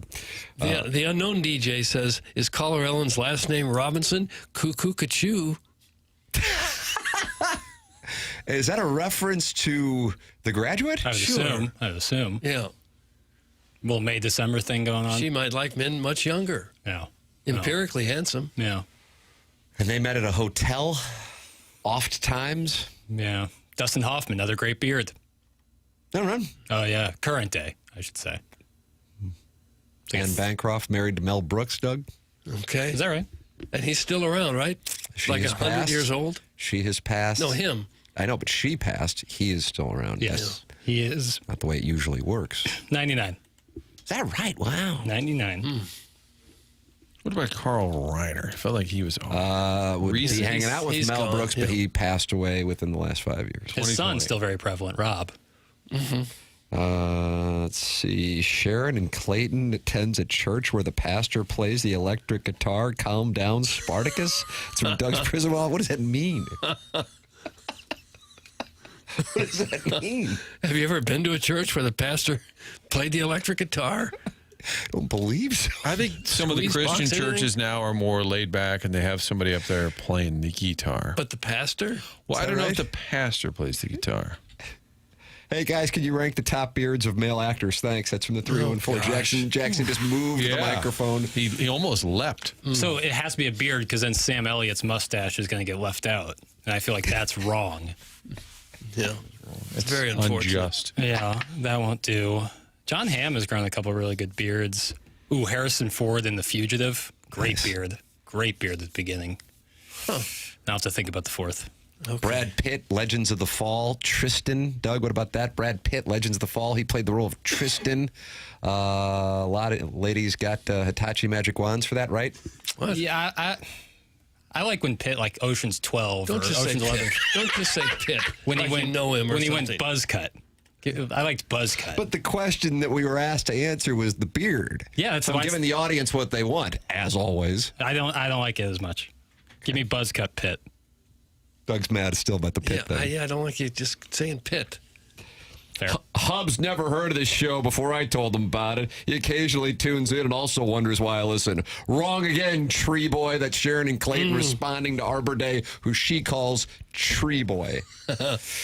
You can email in if you would like, and you're going to win tickets to Blues and Brews. Contest winners receive 2 tickets to Blues and Brews next Friday, September 19th at the Anheuser-Busch Brewery. Email in the morning after at InsideSTL.com to win your tickets. Get fired up for the blues season at this outdoor street party featuring live music from the band Perry, plus appearances by blues players and alumni, food trucks, on-stage festivities hosted by 101 ESPN's Chris Kerber and Joey Vitale, and more. Tickets are on sale now for Blues and Brews, presented by Bud Light, 101 ESPN 92.3 WIL, and Scott Lee Heating Company. Find all the details at 101ESPN.com. That is the prize for today's Design Air Heating and Cooling email of the day. Missouri and Kansas is going away again for another few years after next year. But the head coach of Kansas gave his opinion on what should happen. We'll have that audio for you, Doug. That is coming up. Consider yourself teased. And Joe Buck appeared on... Jackson, you're a big part of my take guy, aren't you? You like that big cat and PFT commenter? I wouldn't say I would. I thought you were a fan. I'm sorry. I mean, I like those guys. I think they're really funny. I just don't listen to their podcast in full. And he addressed his quote-unquote riff with Scott Van Pelt. Yeah. We have that as well. It's coming up to TMA 101 ESPN.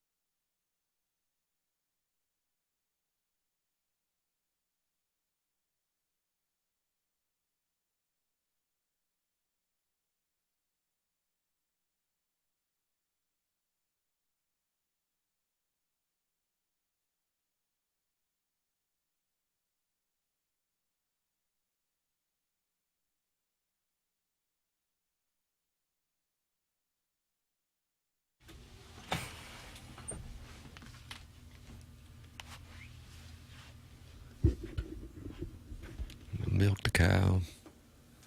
It's the truth. They sue. It's 2003. I don't know the years, Tim. I would say Ursher. I think it's 04. All right. Yeah. It's also Ludacris Bridges. birthday? Yeah. What do you think Ludacris is, Doug? 56? Oh, I'd say 57. Ludacris, 53. Chris Mitchell. What do we got, Papers? What is he, Papers? You had the age? Yes, please. What's going on here? I thought that's kind of what we were doing, which is what we always do. Yeah. 48. What? 48. Turns 48 today. I'm older than Ludacris? September 11th, 1977. Crash, good or bad? Oh, here don't we get go. him going. Here we go. Don't get him going. There could be a 3-part movie boy coming our way for the holidays on Crash versus Brokeback Mountain at the 2006 Academy Awards. It's the classic thing, like fine movie, good movie. It's just not Best Picture worthy. Okay. The question was good or bad, but it's tough to look. You don't want to say it's tough to look at it because you can't see it without that It's lens. tough to look at it because you can't see it without that lens. You can't see it without. It's tough to look at it because you can't see it without that lens. Yeah. That's overthinking it, I think. Martin, you wouldn't overthink it if you had an air conditioning problem. You'd go to that designerservice.com. damn straight. Designerservice.com. That's all you need to know. Real simple. Designerservice.com. You can probably even remember that when the furnace acts up wintertime, it's going to happen. Make sure you have that in mind. Designerservice.com. That means you're getting the very best when it comes to replacing or fixing your HVAC unit. And when those technicians come out, they are trained not to sell you something that you don't need. A lot of folks are trained to do just that. Sell you something. You don't want it. You want that repair done. If you need a replacement, get you the best deal possible. Mr. McKernan, friend of the Tammy's dad. That's checked right. around. That's right. Back in town, Doug. He likes to check around. He likes to price check and settled on the best price, Design Air. So many listeners have texted in, told us their story as well. Longest running TMA sponsor, and it's a family-owned business. I love that. And they have not sold it to an out-of-town company. They just kind of slap the name, keep the name the same. Nope, family-owned from day one, still is. Seth Goldcamp, 4th generation. So for all your heating and cooling needs year-round, it's real simple. DesignAirService.com. Sponsor the email today, and you can email in win the Blues and Brews tickets by sending an email to the morning after at InsideSTL.com, and you can compete against the legends here in the Design Air Heating and Cooling email today on TMA, coming your way at 10:45. And the Michelob Ultra YouTube chat, looks like there might be an argument going on, Doug, over whether or not Eli Drinkwitz would leave to go to Florida should that job open up and he be offered the position of the head coach of the Gators. Jake in St. Genevieve says there's only 32 teams in the Big Ten SEC combined, and then there's some schools outside of that like Notre Dame and others that are highly desirable. Mizzou is in the middle of the pack. Jake in St. Genevieve says there's like maybe 15 or 20 more attractive jobs for a college football head coach than Mizzou, maybe a few more. That's probably true. Yeah, I'd say middle of the pack of the power conferences. And Power 2 conferences, the two biggest. I'm asking, and I guess I should call it what it is. I'm crowdsourcing the last time we had a coach leave a major program to go to a major program. Is the obvious one DeBoer to roll Coach Tide? Cal in basketball. Oh, I'm sorry. I'm thinking Only football. Okay, sorry. Elko, Duke to A&M. I don't think we can call Duke. Okay.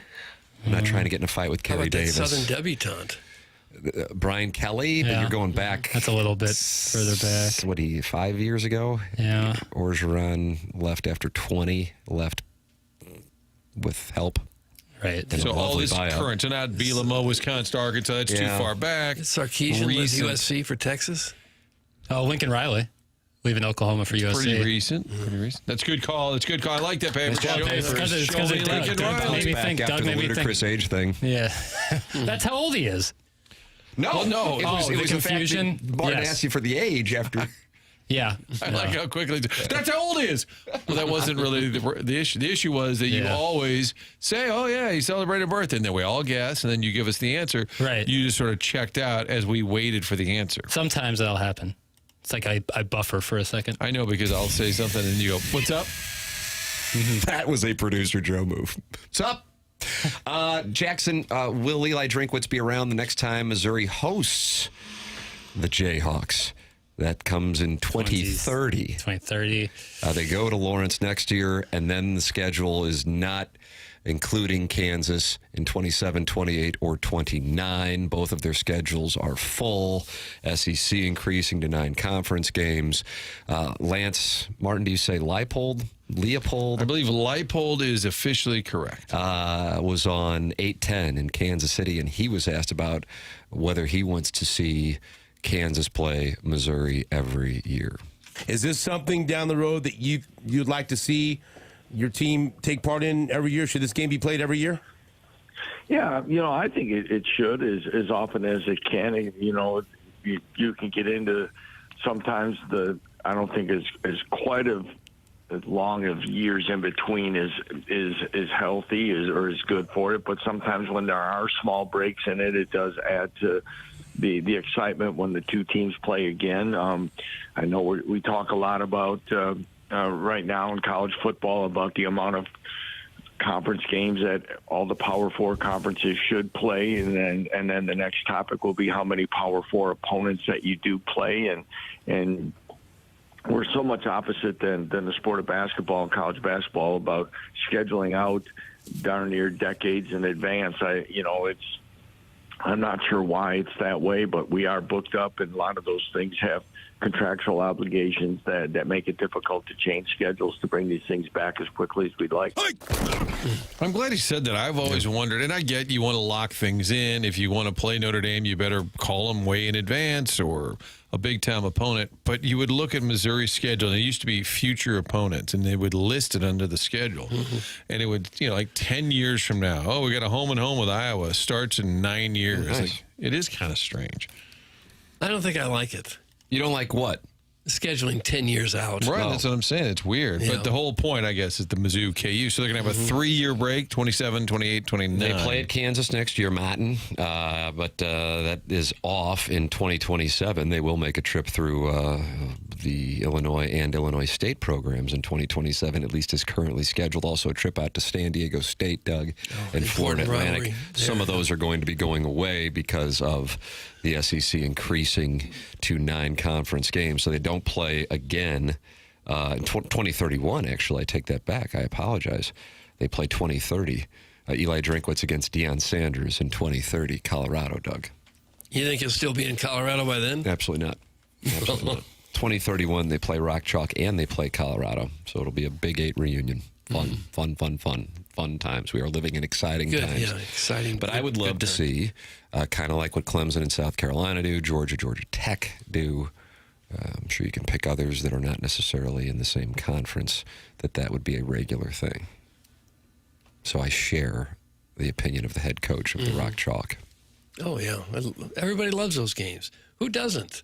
Who doesn't love the big rivalry games? Would you prefer it like it was this year, early in the season to kind of kick things off, or yes, kind of at the end? Yeah. Early in the season. Yeah. Mm-hmm.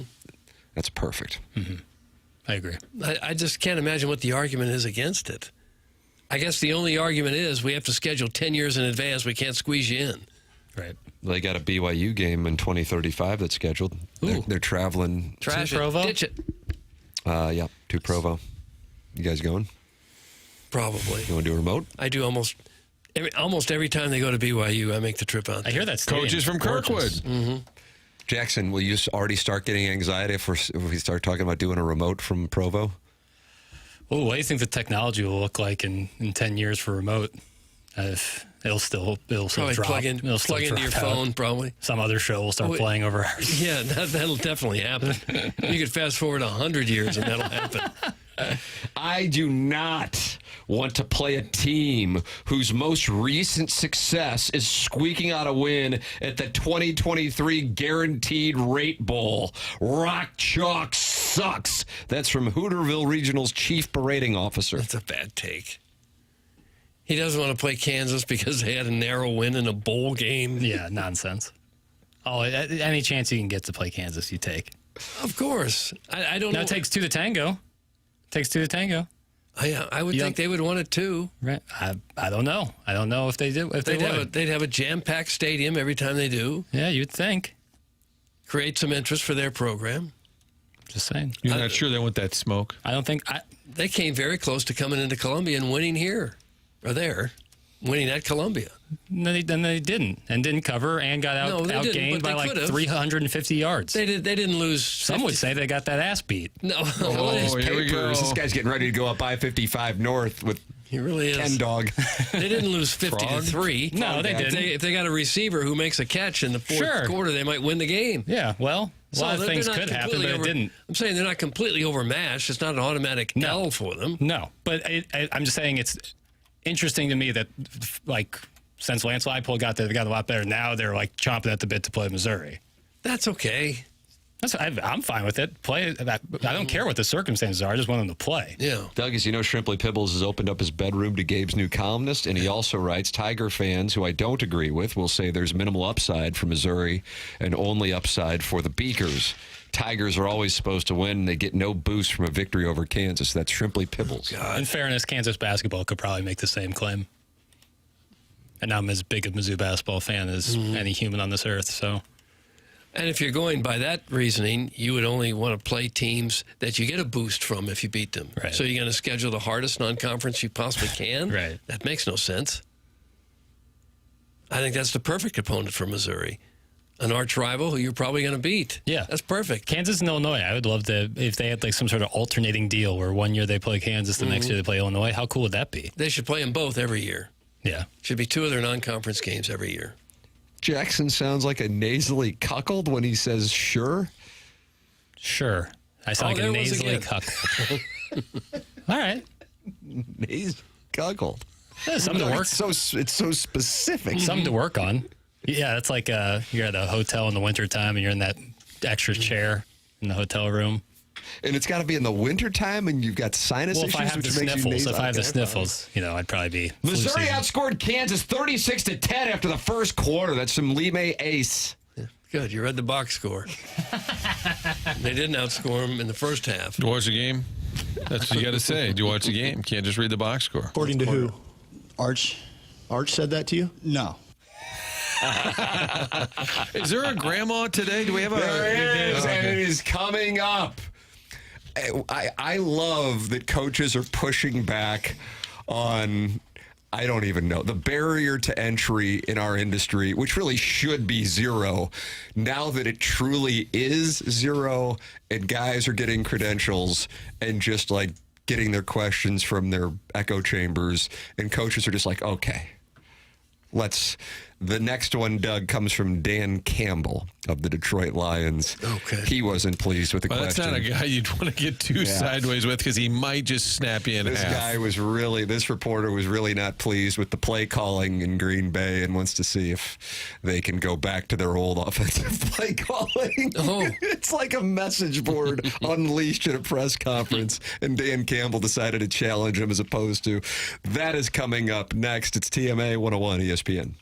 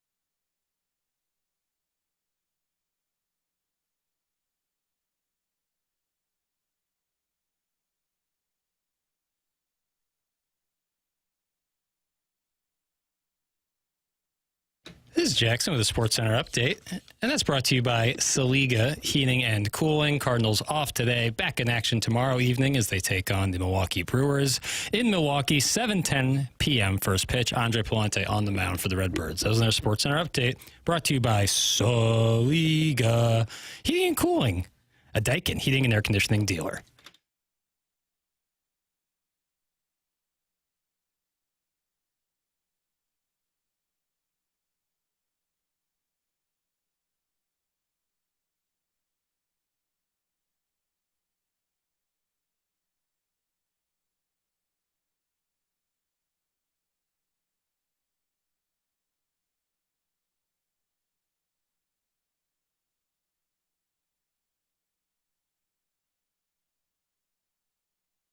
Yep. There it is. Award-winning production there. What did Buck Swope say? I was waxing my own car when I talked about how much I like this one. That's a really good saying. Wax. That was Buck Swope. You can't change that ever. The Byerly, who was our guy? Russ Patton? Russ Patton for the rest of your life. Byerly Trailer. Years ago. He was Rosinante. Sing it, Doug. Byerly Trailer for the rest of your life. Byerly Trailer, discover your family, show them you care. For the rest of your life, you gotta be there. Wow. There goes an invoice. You want to talk about folksy? That's folksy. Yeah. But he said that he often thought about changing, and people are like, are you kidding me? He wanted to change the ad just to mix it up or freshen up, and he was told, no way. It's like our guy Johnny Londoff. Mm-hmm. Right. You kidding me? Mess with that jingle? Kind of like your grandma. Papers. Yeah. Can't they'll be playing that intro 100 years from now on this show. Yeah. Wow, 100 years of TMA. What happened right there, Doug? Do you think St. Louis will even still be here in 100 years? No! Predictionary update. It'll be like you in some ceramic tube with just your head showing. Probably. Yeah. And you'll still be giving takes. Still liking the wild card. Jackson, what do we have in today's edition of So What'd Your Grandma Think?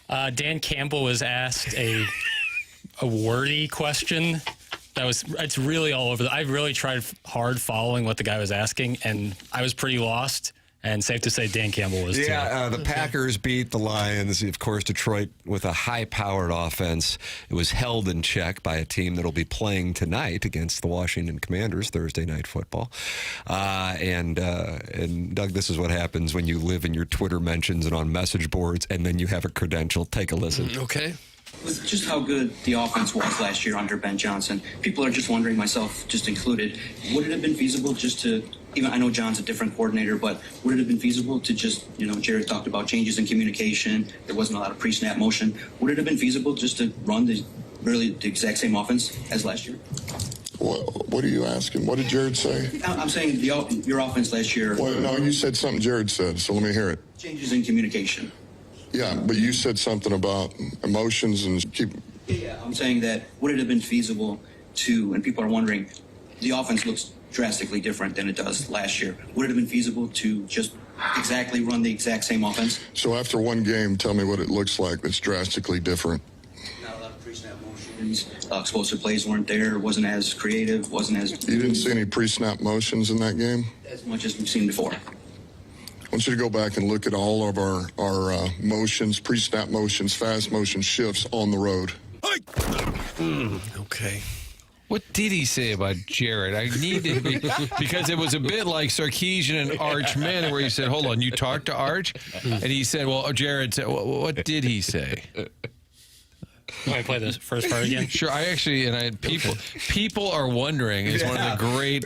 People are wondering means I've been talking to social media people. People are wondering. What people? People are wondering. Just how good the offense was last year under Ben Johnson. People are just wondering, myself just included, would it have been feasible just to, even I know John's a different coordinator, but would it have been feasible to just, Jared talked about changes in communication. There wasn't a lot of pre-snap motion. Would it have been feasible just to run the exact same offense? Jared talked about the change in communication. It was like there's so many. He was like kept prefacing the question in the midst of asking the question. Hey, Coach, you guys struggled on offense. What do you think went wrong in Green Bay? People are wondering. That reporter wanted the same high-powered Detroit offense in every game of this season also. Well, what, they're 9 games into the season, and one. Exactly, run the exact same offense. Exactly. Can I hear Coach Campbell, though? Because he seems more confused than angry. What are you asking? What did Jared say? I'm saying your offense last year. Well, no, you said something Jared said, so let me hear it. Changes in communication. Yeah, but you said something about emotions and Yeah, I'm saying that would it have been feasible to, and people are wondering, the offense looks drastically different than it does last year. Would it have been feasible to just exactly run the exact same offense? Yeah, a little rough. People are wondering, myself included. That is, yeah. Myself included. So I'm not just saying it's people, It's myself me. included. You might as well just a big deal. Must have opened up the text line and just read from there. It's tough. People are wondering. Now, what did Jared say? Stuff. They lost to the Packers 27-13. So it didn't score a lot of points, only the one touchdown. And people are wondering. A lot of people are wondering. People are are you on the talking, hot seat? talking about people. What song is that a sampling of lyrics from? People, Is it a people, Bonnie booty Raitt people. song? Nice. Hot. But she got it from somebody else. Is that what you're saying, or somebody borrowed the Bonnie Raitt? I think it's a Bonnie Raitt. Is that a Bonnie Raitt original? And it's from a Dennis Quaid film. Oh. Talking about people. But this is Julia Roberts. Same album as Nick of Time, maybe? Something to talk about. Was it with Julia Roberts, Doug? Was I Dennis don't Quaid know. and Julia? I don't see every single movie. That Well, comes Movie out. Boy does. He does. Yeah. Dennis Quaid and Talks about it forever. He seems a little confused here. who? People are wondering Dennis wondering Quaid about and people. Who? Anne Hathaway, Julia Roberts. I don't know where any of this Dennis is Quaid going. and Anne Hathaway. Boy, when she you was better get 6. on the road. It was a different film. Get the a hell are we stoke. doing in here? Well, who's the actress in question? What'd your grandma think? Julia Roberts. Julia Roberts. The movie he referenced, Something to Talk About. Something to talk about. 1995. Yep. That's what I'm seeing here. I haven't seen it. It's charting in at a 33% Rotten T's, which doesn't mean everything, but you should still have an opinion on it, even though you didn't see it. you don't good or bad. Kind of like the AP voting. I think people know I'm a Randy Quaid guy, so first and foremost.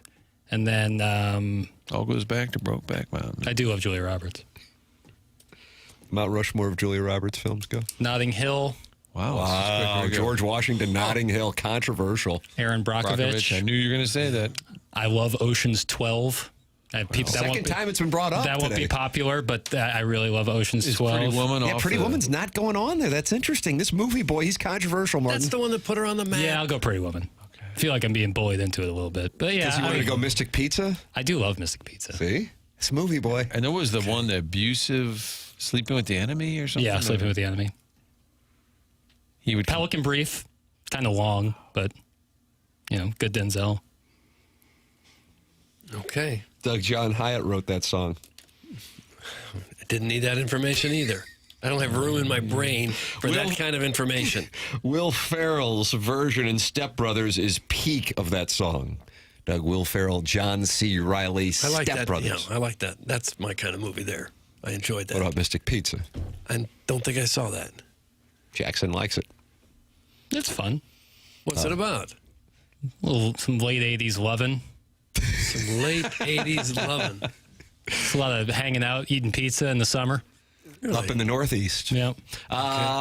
Biff is on the Callier and Thompson phone lines, Whoa. Doug. He wants to talk it over. Good morning, Biff. Biff. Yo. Biff, yes. Yes. Hot takes. Okay, you got a hot take? Yeah, I got a hot take, Doug. All right, let's hear it. I got the top chicken joints in St. Louis. What do you think? Heaven's sakes. Is there a Mount Rushmore of them? Even better, Martin. Top 8. Top Oh, 8? that's too many. A double Rushmore. Double Rushmore, the rare double Rushmore. Hodax, that always just gets a vote or two, doesn't it? Hodax? Oh, they're on the list for sure, Doug. You know that. All right. Okay, you want them in order? Yes, please. Yo, hey, I do like that Friendly's chicken, though. What was that? I didn't catch that one. Friendly's chicken. And then we got the guy who eats it while sitting on the pot, telling Gabe. Friendly's. Yeah. Okay, here. I'm eating chicken wings on the potty. Oh. Okay, number 8 is McDonald's Chicken McNuggets. Oh, gosh. I feel like that's number 8. With sweet and sour sauce. Okay, well, that changes it. Number 7, Hooters Daytona wings on the grill. You ever had those? No.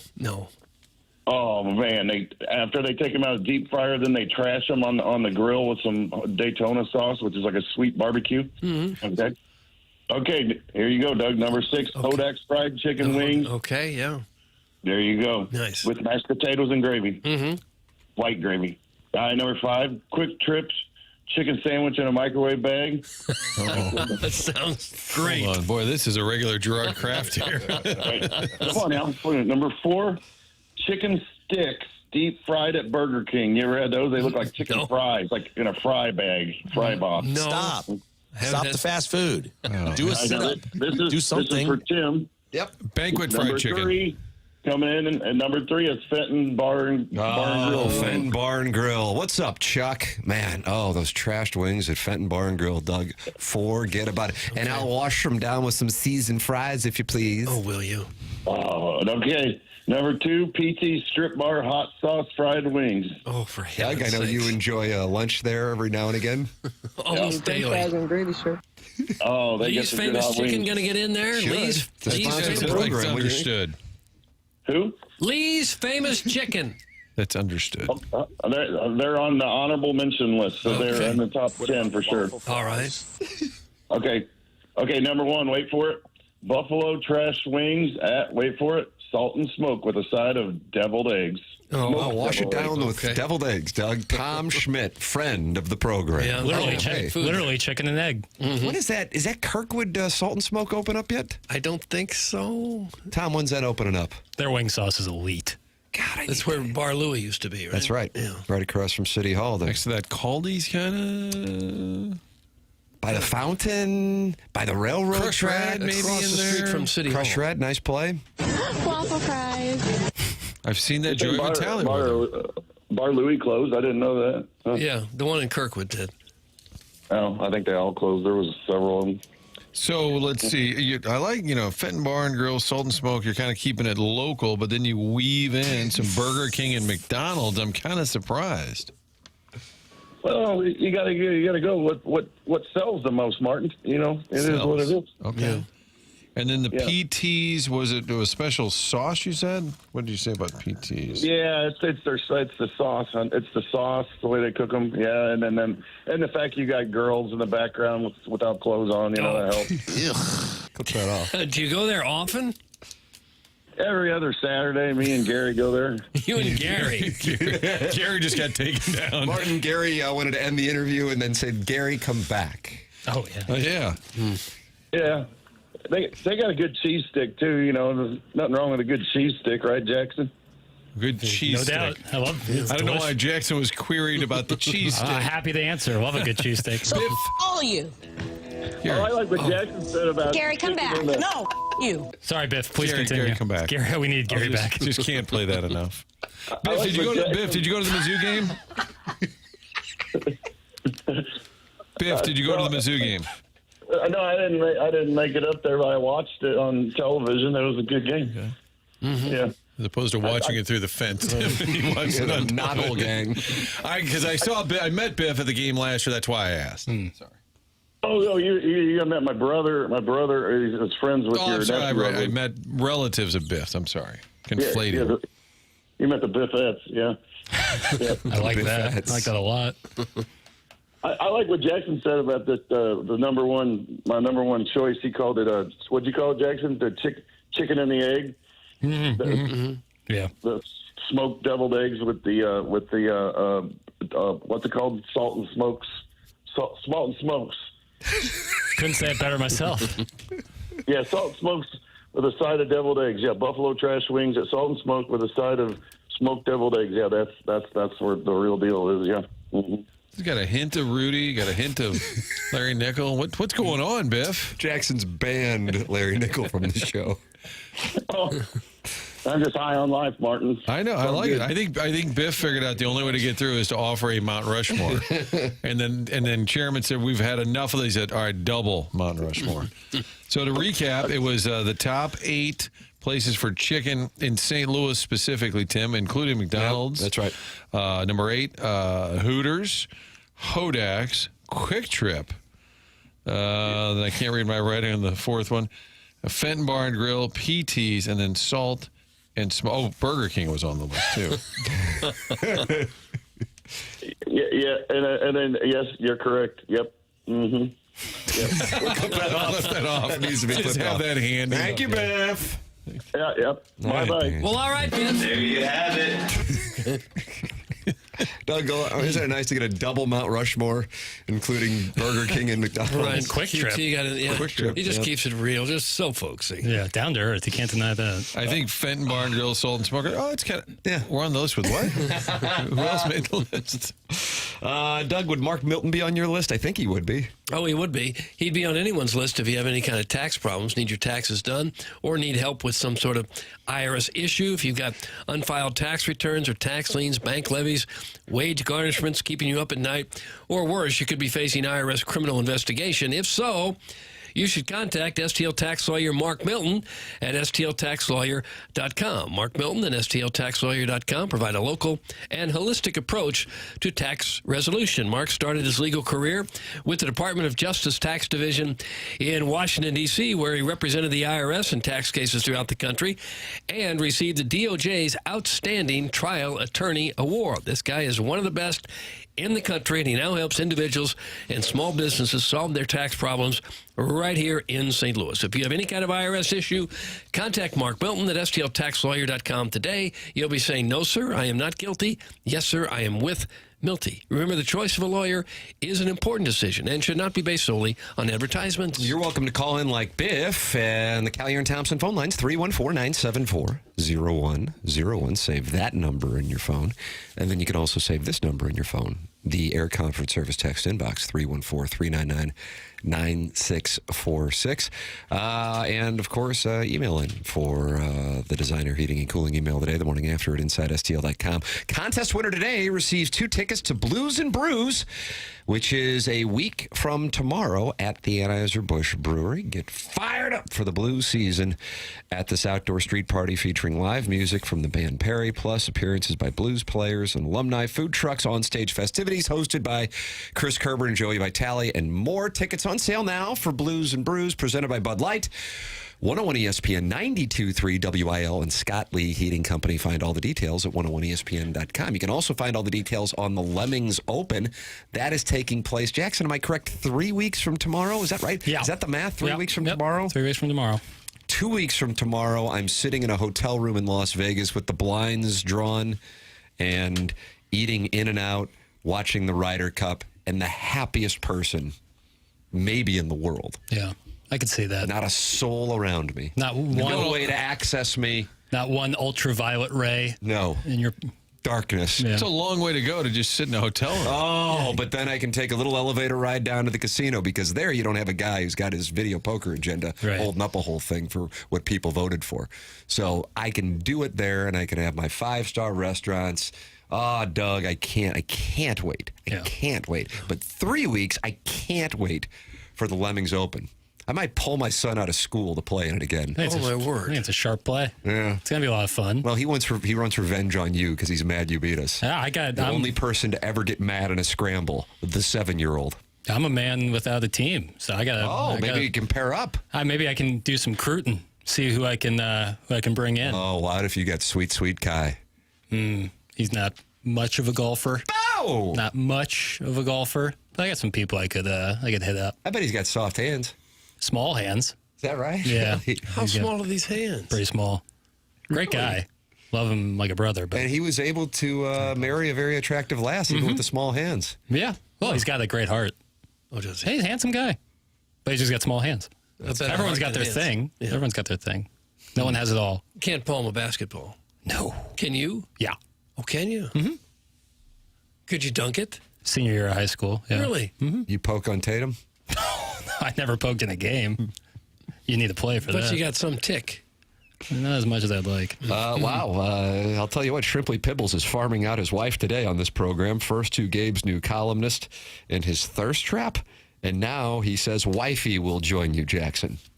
Wifey will join me Where I forgot what we were talking about. Lemmings open. Boy, Martin, the Adderall is just not. It's not the right mix. Get today. a refund, buddy. I'm sorry. I look and that's why the windshield's bigger than the rear view. I would say that I don't know what I'm listening to. I'd be down. Shrimply Pibbles. Does it say his wife's joining me or he's joining me? Shrimply Pibbles' wife. Love it. Wow, you're ready to do some cucking. If she's a gamer and gets a tee up. That's 50, a nice 60 play. yards ahead. That's a nice play. It was like my dad when I played with my dad. His senior tees, but he can hit it straight, pretty decently far. Huge advantage. Massive advantage. So you are now teaming up with Shrimply Pibbles' wife. What about Gabe's new thirst trap? He can Missouri join. has a bye that week, and he can play. Beautiful. It's all about all roster. working out. You're talking roster construction. I like this. Yeah. I'm trying to recruit. Wifey was a Tapawingo cart gal for years. She's got a nice stroke and then an emoji with a winking face, Doug. That's from Shrimply Pibbles. Nice. Tight, they can get tight there at Tapawingo. Some tough tee shots. That could be very valuable. Okay, well, you're set then. Yeah. Seems great. So who else is going to be on the team? Sweet Kai's now back. He's out. He's the reserve. Nah, he's out. Jackson, I'll golf, and I also put out. That's from Ray King. Oh, Ray King is our fourth. Because he puts out? It doesn't hurt. Oh. Yeah, I agree with that. Well, you just want. So who's on the team again? So it's Ray King, Shrimply Pibbles' wife, and Cody from Power Mizzou. This is like Dancing with the Stars, season 30. That's going to be a dangerous team. I would say. God, and I got to try to win because my son holds me accountable if we don't. Yeah. And I got to go up against Ray King, the thirst trap from Power Mizzou, and Shrimply Pibbles' wife and you. Dream team, like the 85 Oilers. Mighty. Yeah. This isn't going to be easy. Okay. Well. I see what Nagel's doing. Yeah, we might be in trouble then.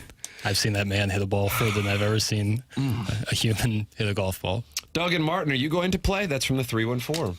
That's a good question. Doug, you were kind of posted up on a hole at the... Yeah, you were. With your son Greg the Vaughn first and day. Mark Hanna, sponsor of the 9 o'clock hour. Right, Mark Hanna, Evergreenwell Strategies. Yeah. I'd play if there's a spot there. Yeah.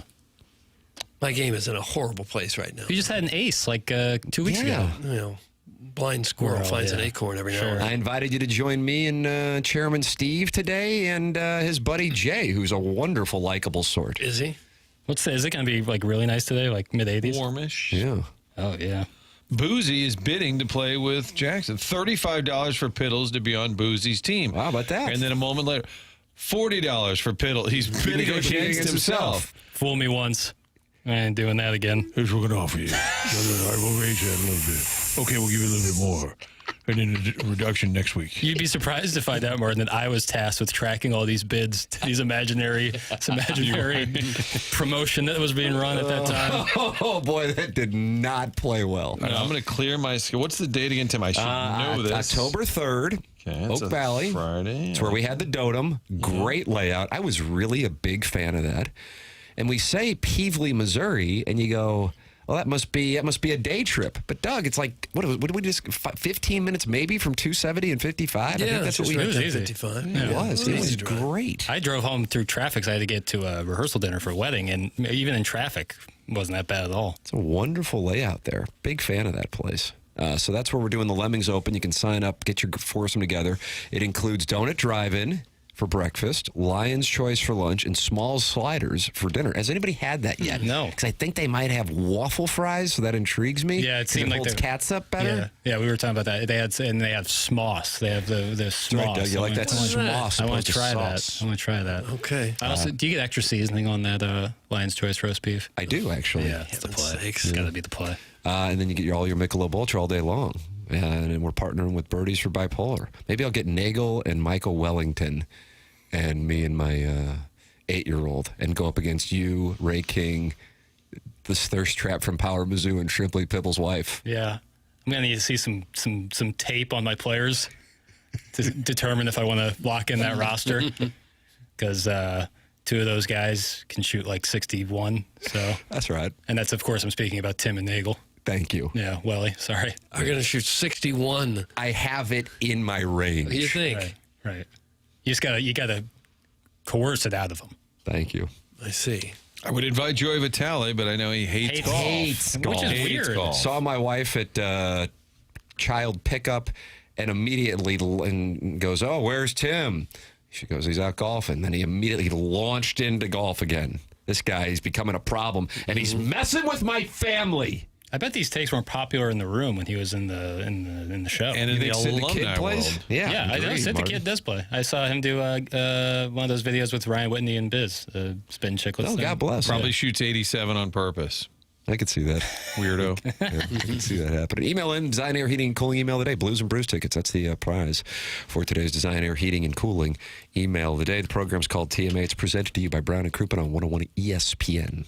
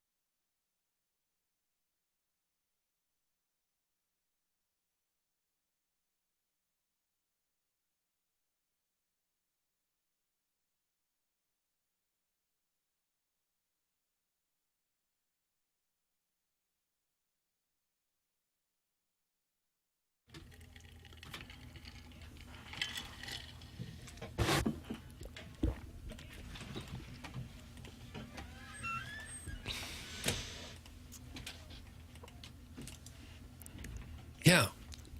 Bring it to the loo.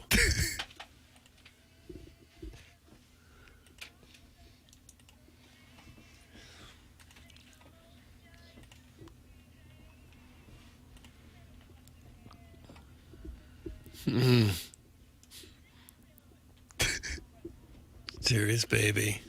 World Series, baby. World Series, baby. World Series, baby. World Series, baby. World Series, baby. Strikeout weave. World Series, baby. What'd that have to do with it? That was some of the guys after they won the World Series. I saw it. I think the Brewers are going to flame out in October again. Yes. Christian Yelich is a mess. Killed the Southside Seaman last week when he got hurt. Mets are in the tank. Dodgers, Padres kind of just beat up on each other. Who's winning the National League, Doug? What do you got? How about a prediction here? Phillies winning the National League? Yeah, well, of course, I got my bet on the Giants, so I need that to happen. Okay. Since I put $5 Hey, they're on it. 2 over. They're right there. Yes, indeed. They are, 2 back of the Mets. Woot, woot. Woot, woot. Just think, if they could have gotten that win where Walker walked it off, Doug. 1 back for the Giants. 74 and 72 is good enough to have you in the thick of things. 72 and 75, 4.5 back. Cardinals and Brewers. Hello again, everybody in Milwaukee. Win total that was needed was 78. Is that what it is? 76.5. Okay, so really 5 more, and there are 15 to go. I already got the White Sox. Okay. They got me home. And now the Cardinals just need to get 5 wins, Martin.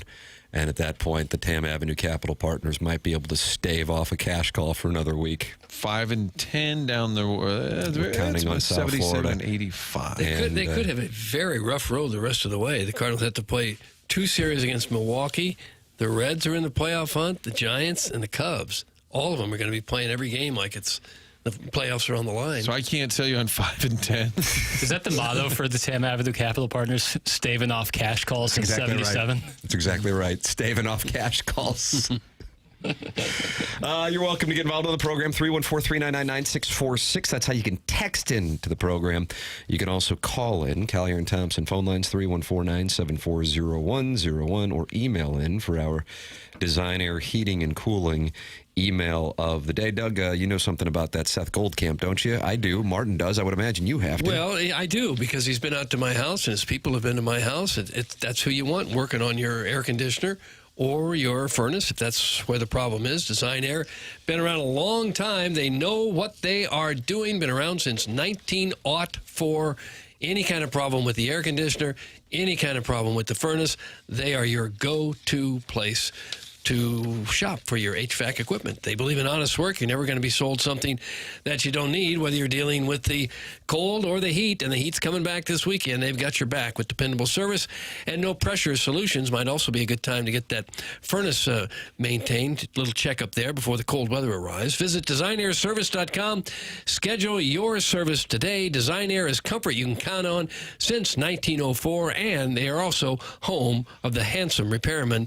As for Larry, the Silver Fox. I have a trivia question that I could give you gentlemen the remainder of the program. Martin, I know you're only at 23 minutes because onboarding starts on Thursdays right at 10.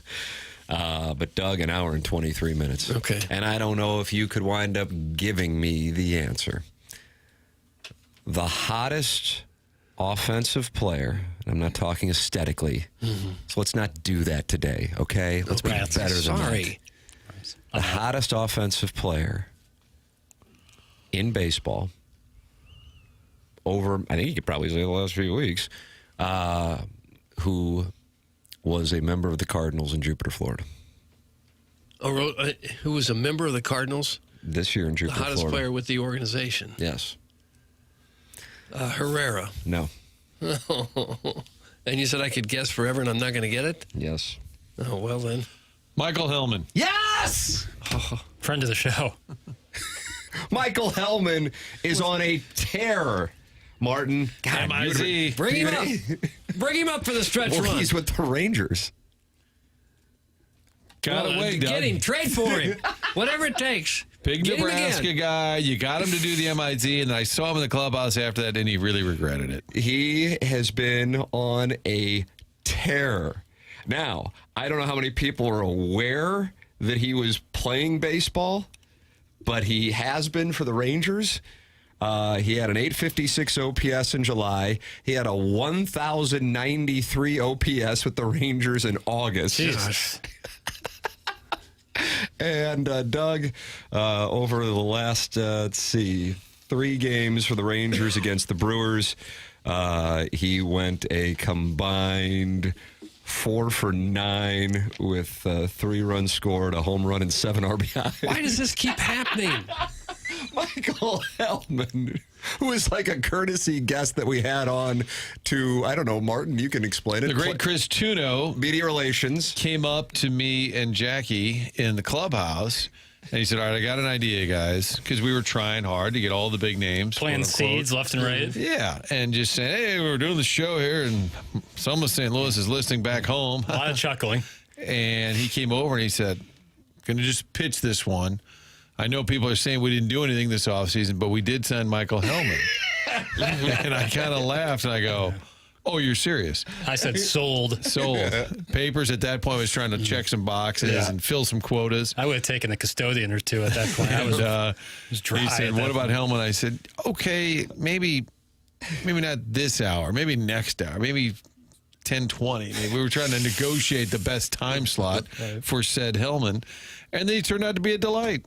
Nebraska He was a guy, delight. big Nebraska Well, guy. now he's on a heater for the Rangers. You might be surprised to hear this. The Rangers are in the mix for a playoff spot, just like almost everyone else. And, Doug, Michael Hellman could be the World Series MVP. The Rangers are a game and a half behind the Mariners, fresh off their sweep of the Cardinals, for the final spot in the American League wildcard race.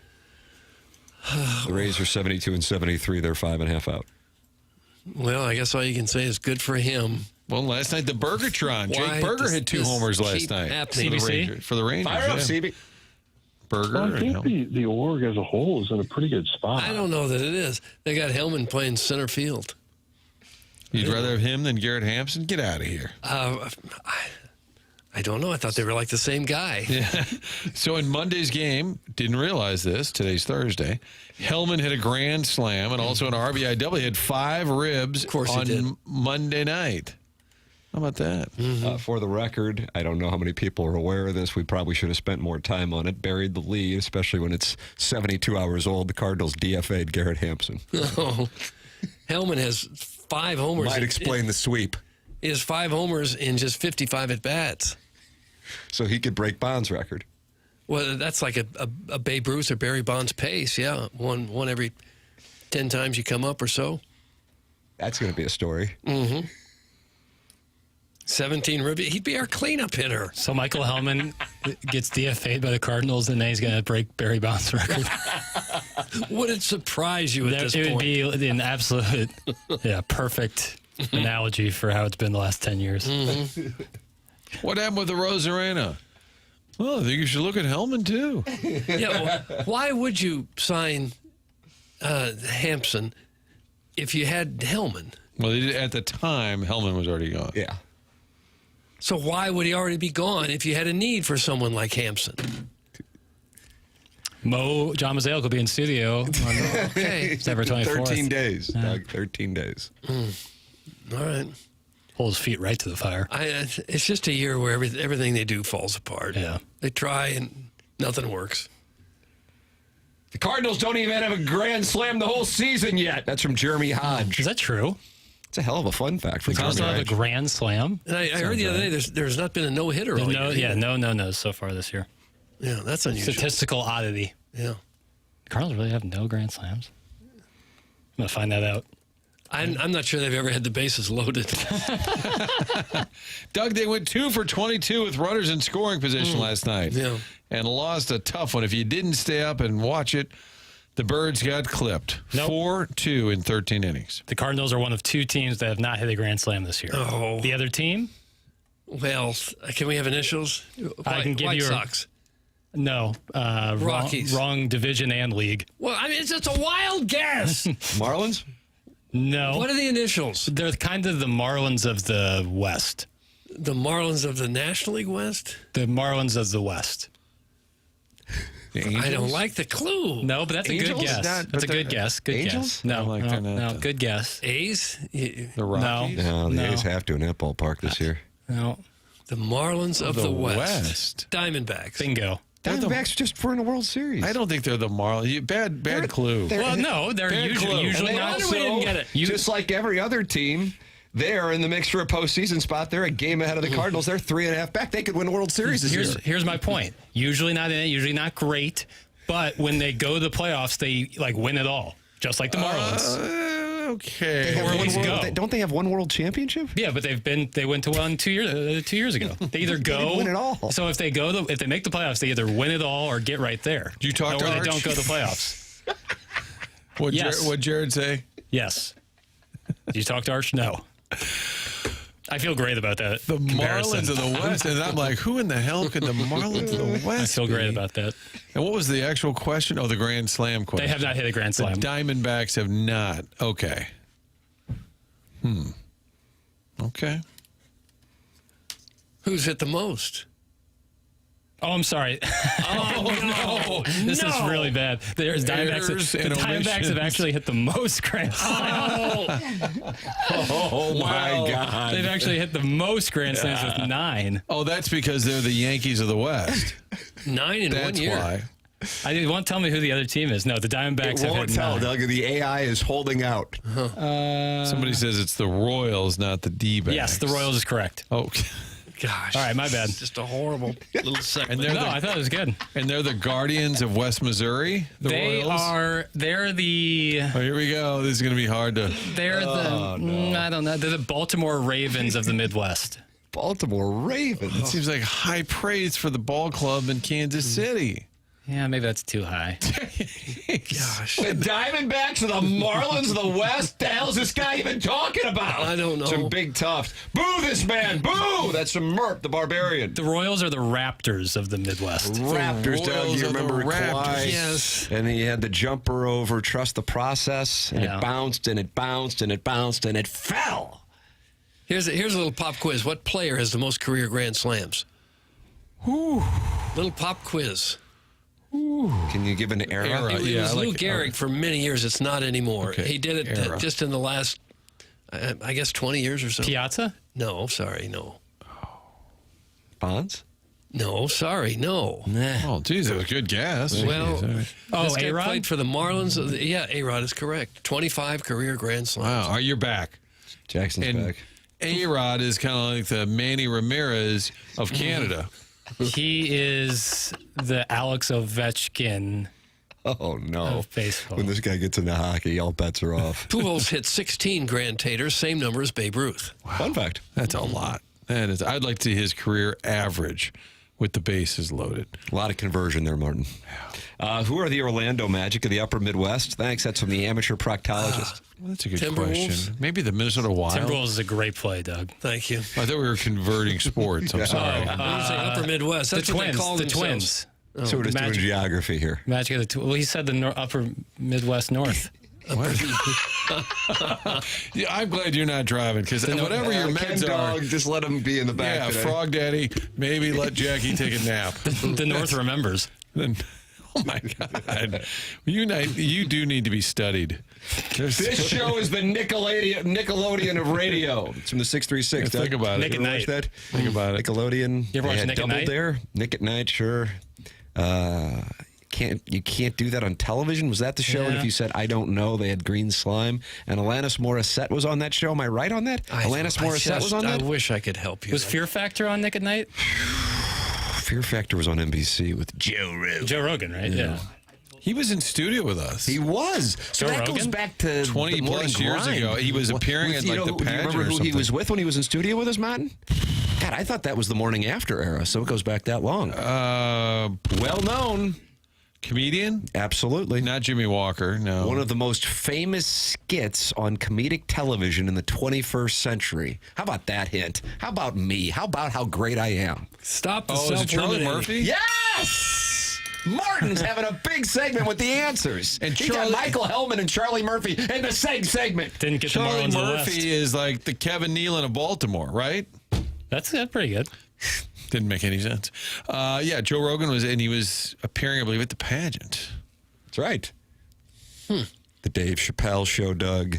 The Prince skit. Eddie Murphy's brother. Yes. Really good. Joe Rogan's still #1 podcast in America? Good question. I think he's still #1. Are you going to listen to it for the whole? You could probably listen to half an episode on the way to Chicago. I'm good. That's going to activate Eric in the Central West End.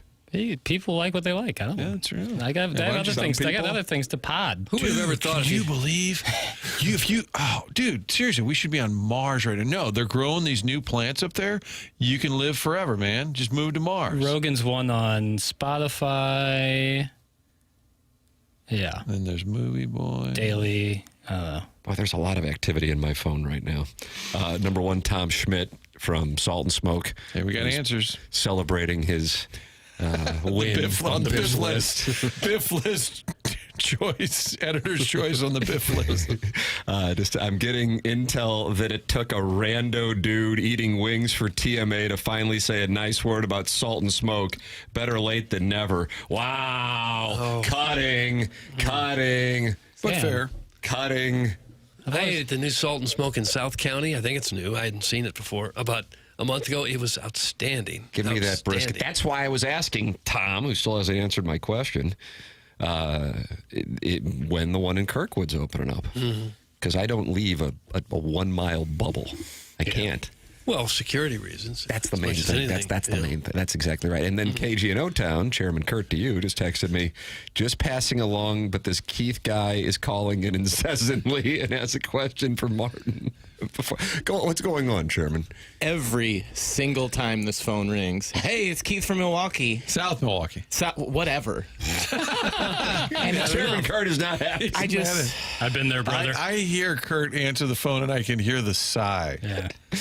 By the way, Tom Schmidt just said mid-November. There's your answer, Doug. Mid-November. Good. Woot, woot. I will live up there. All right, what do we got? We got Keith, or we got a break? You tell me, Papers. I mean, you're the captain of this ship. Let's break, and then if Keith is... Oh, you're trying to wait him out. Yeah, punish him a little bit. Trying to wait him out. Well, Keith, I'm not going to... Hang in there, buddy. Hang in there. Maybe we can talk offline. It's coming up. It's TMA 101 ESPN.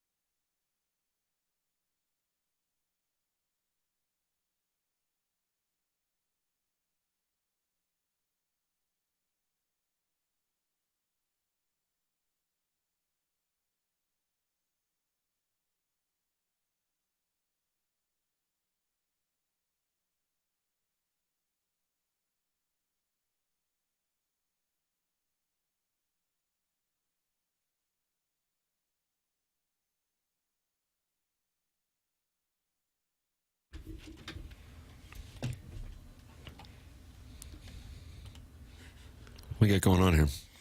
Well, John Prine. May he rest in peace, Doug. Yeah, it's Gone 5 years. My In dad, COVID. my dad's favorite. So Oh, is he? For my pop's birthday. Happy birthday to Jeff Burkett, TMA 101 ESPN, and we were getting ready for my birthday, Doug. You wanted me to bring that up. It is my birthday month. Oh, and it is? It's my birthday in 16 days. Oh, gosh. I started posting about it on Facebook, asking what I should get. Countdown. Mm-hmm. Where should we get Well, it's dinner? only fair. You know, you taking a lot of selfies? In the rearview mirror with my lips pursed. Martin, you wanted to get to two things before onboarding here. You got Keith's call. He's torturing the chairman over there on the Callier and Thompson phone lines. And then the Scott Van Pelt, Joe Buck audio. It's just your Sadie Hawkins. You're the one who's got onboarding. What do you want to do?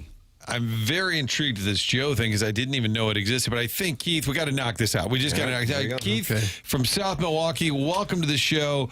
I'm happy to talk to you, but I got to tell you that the listeners think sometimes you get a little wordy. So let's hit this hole, baby. Good morning, gentlemen. How are you? We're fine, Keith. You?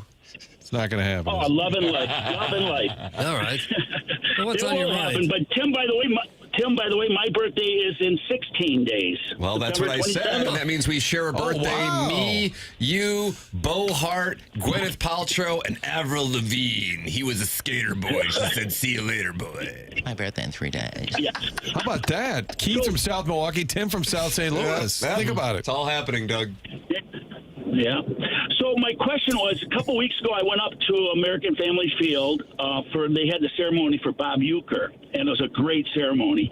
And in one of the sections, they were selling knockwurst sausages. And I was going to ask Martin, because he lived in Milwaukee for a while, if he's ever had a knockwurst sausage. I've never had one, and I lived there 40 years.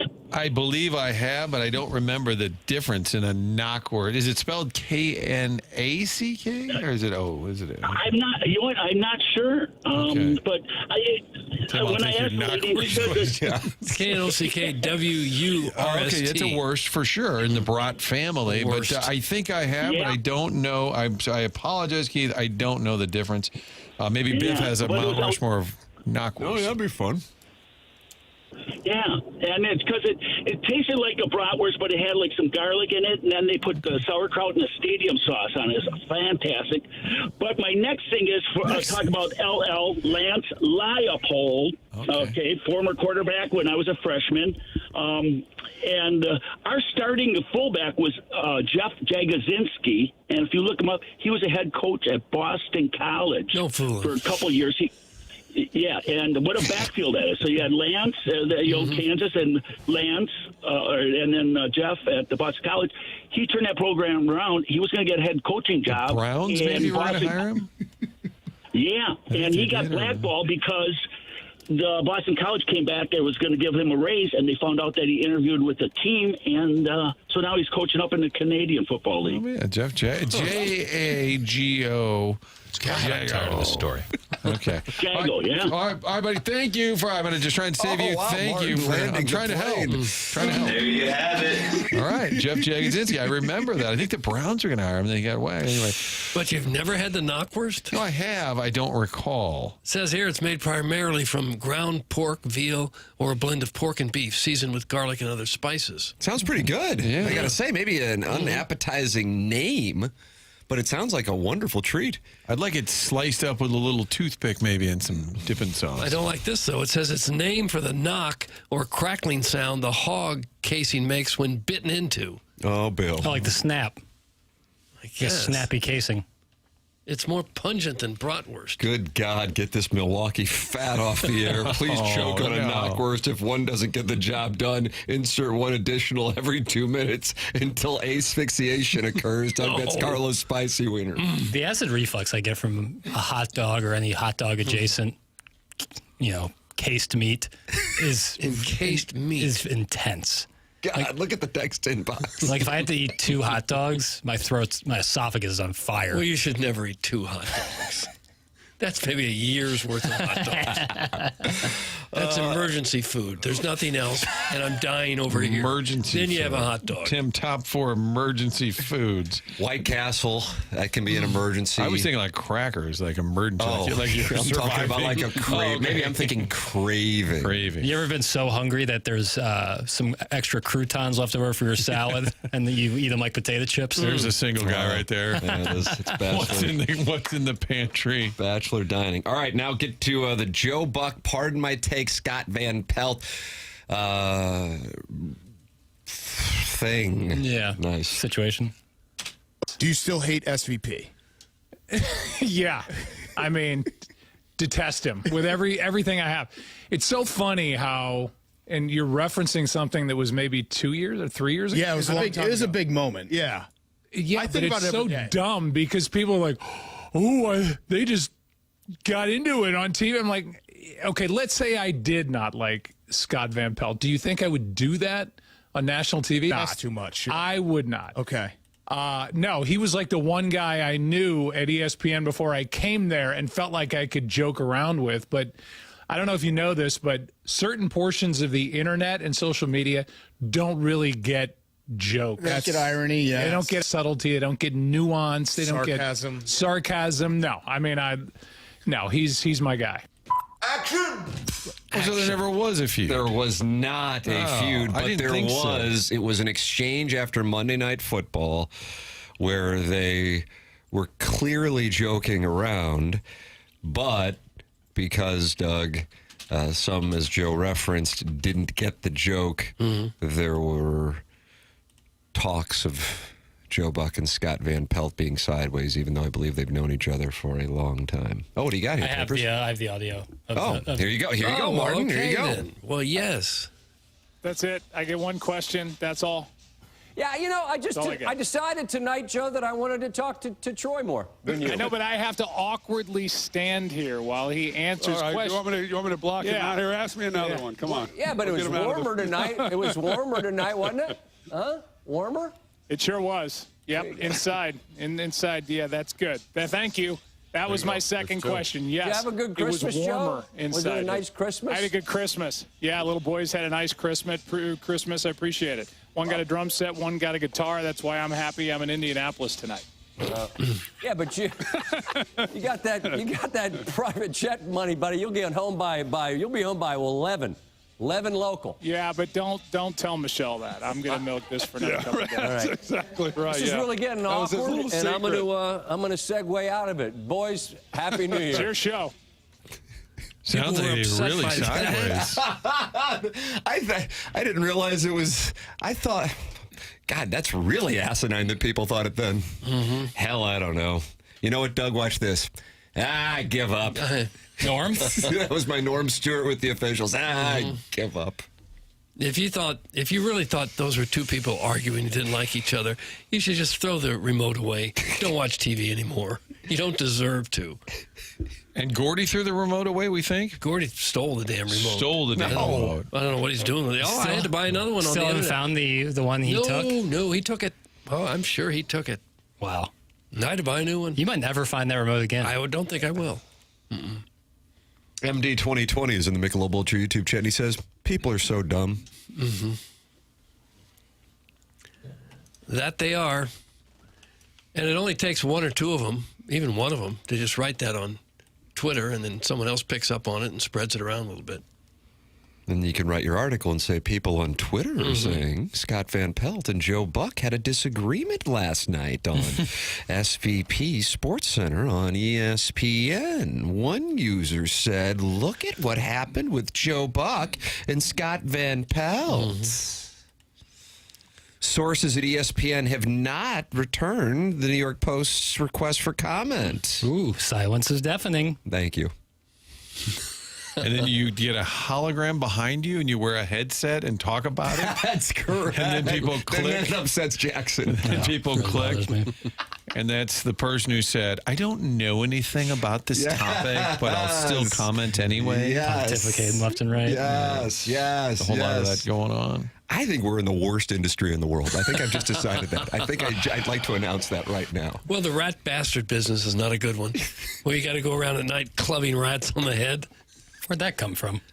I saw a poll once, the worst jobs in the world, and it had number one was rat bastard. That's a real job. Yeah, there's guys in India. They go around at nightfall in the cities, and they club all the rats that are running around in the streets. That sounds awful. Sounds like something that Chuck would say to us. Hey, you stupid rat bastard. I think when they do those lists, isn't it oil refinery, like guys who work on those really dangerous, like the deadliest catch boats? Yeah, they'll list they make a those ton of money, as the worst though. jobs. Those guys make a lot of money. David Letterman had a list once of worst jobs, and his worst was assistant crack whore. Flip that off. Is it like clerical work? I guess. Twitter's reached an all-time dumpster fire level. Mount St. Helens was less volatile. That's from Doug's Prison Wallet, who I believe is the TMA social media correspondent, if I'm not mistaken. Oh, good to have a correspondent. Let's see. It's X, not Twitter. Get it right! Oh, Eric in Essential West. No, stay-at-home Sajay Daddy. Oh, wow. Who cares? I think the names are interchangeable at this agree. point. No, you have to say formerly known as Twitter. That's right. In that voice. Martin, I know you have a heart out for onboarding, but we had to get in those clips. And then And the also, call. And, And the call. and the call. And what, Chairman, you said Joe Buck said he wants to keep broadcasting so he said in the interview on Pardon My Take, 16 more years, is that what he said? He just went from 10, 12, 15. He kind of threw that little window in there. No, yeah. Good for him. God bless. Might as well. Got a pretty good gig. Yeah. That's great. I mean, I think that's a great thing. You think he'll Sports stay fan? at Monday Night Football? That, to me, is the question. Is that a long I think that's term? the optimal play. It would be, yeah. Yeah. If you can be with Aikman, too, if they can do it, because they can do it together for How old the is Troy money. Aikman? I'm crowdsourcing. He's Let's take some guess. 58. I was going to go 58. 56. I think he's 50. I think he's 58. 58. Martin and Doug are so good on the ages. I got the years. I can't do the ages. Wonder what that's about. I wonder what I that's don't about. know. It's just coincidence. That'll be a 4-hour QFTA. Why I can't get the ages right, but why I can. You think the QFTA yesterday scrambled Jackie's brain? You don't know. It's just been a Yeah, little... we got done. He goes, "That was a really fun podcast." It was. And I go, "Good." Yeah, it was really good. Well, it was fun. Good is in the eye of the beholder, but Fun is also in the eye of the beholder, isn't it? Well, I had fun. No one can tell me I didn't have fun. Is this weekend's Movie Boy a best of? No. Oh, I just had a Is feeling. Gareth back? I just had a feeling. Talking about There Will Be Blood. The what now? There Will it Be just Blood. came out. Oh, okay. Well, it's the anniversary. PTA has 20th anniversary. This came out in 07. But Paul Thomas... let me explain. Paul Thomas Anderson has a movie coming out at the end of the month. Daniel Day-Lewis is coming out of retirement for the first time since 2017 at the beginning of October. So it feels like a good time to talk about There Will Be Blood. I have a competition in me. Okay, don't get snippy with us. Give me the Blood Lord. It's my DDL. Would you send me a pic of you and the Frog Daddies all driving the Chicago? I seriously would like to see Frog Daddies. I'm not the setup. It's not like we're not a barbershop quartet. Are you staying at a hotel or are you guys in a cabin again? My buddy's parents' place. It's like a family tournament. And how many men? How many men? In this cabin. It's a cabin. It's a residential home. 4. And Little like 4 two piece beds again. 4 piece, and there'll be some gentlemen outside in a tent outside. See, what? That's why it's Some guys always are- important to ask Let these him fouls. inside. Hold on, there's a tent? Why won't you let him in? It's not my house. But you get to stay inside. That's right. Who gets relegated to the All the tent? non-Ledoux people. Gareth. Garrett's in the tent? Garrett's in the tent Yeah. doing another episode of Movie Boy? Yeah, maybe Is that name taken? Garrett's in the tent? Isn't there a couch or something they could sleep on? No. There is Spoken not for. a couch in this house. Oh, there's a couch. And there's nothing wrong. Your age, you stay with somebody's parents. I had a buddy from Chicago. They were real wealthy. We were at Marquette. We went down for the weekend. They lived in downtown, huge townhome kind of thing. Yeah. And I remember waking up and I heard his mom. It was Christmas time and we were just about to go on break and she wanted help putting lights up or something. I said, "Oh, for God's sake!" And I heard his mom say, "Well, he's not much help." Because I'm sleeping in their guest room. Oh, all right, Martin. Enjoy onboarding. You and Jackson will cross paths on Monday because Papers is out and you're back on Monday. Is that correct? Yeah, back Monday, off tomorrow. Big Tough is not happy with your vacation schedule. It's fortunate, I guess, that I don't send those requests to Big Tough for approval. Well, you should. Yeah. I know. Well, maybe going forward, but You probably have to keep it somewhat quiet so you get to sleep in the house and not in the tent outside. That's right. Correct. It's like With Gareth. It's like how Deion Sanders he ranks his kids and it moves up and down. If you drop down the list, you're relegated to 10. I don't sleep outside. I won't. I would like a picture of the tent as well if I can. Gareth's tent with like a shadow of him in the lantern. It's TMA 101 ESPN.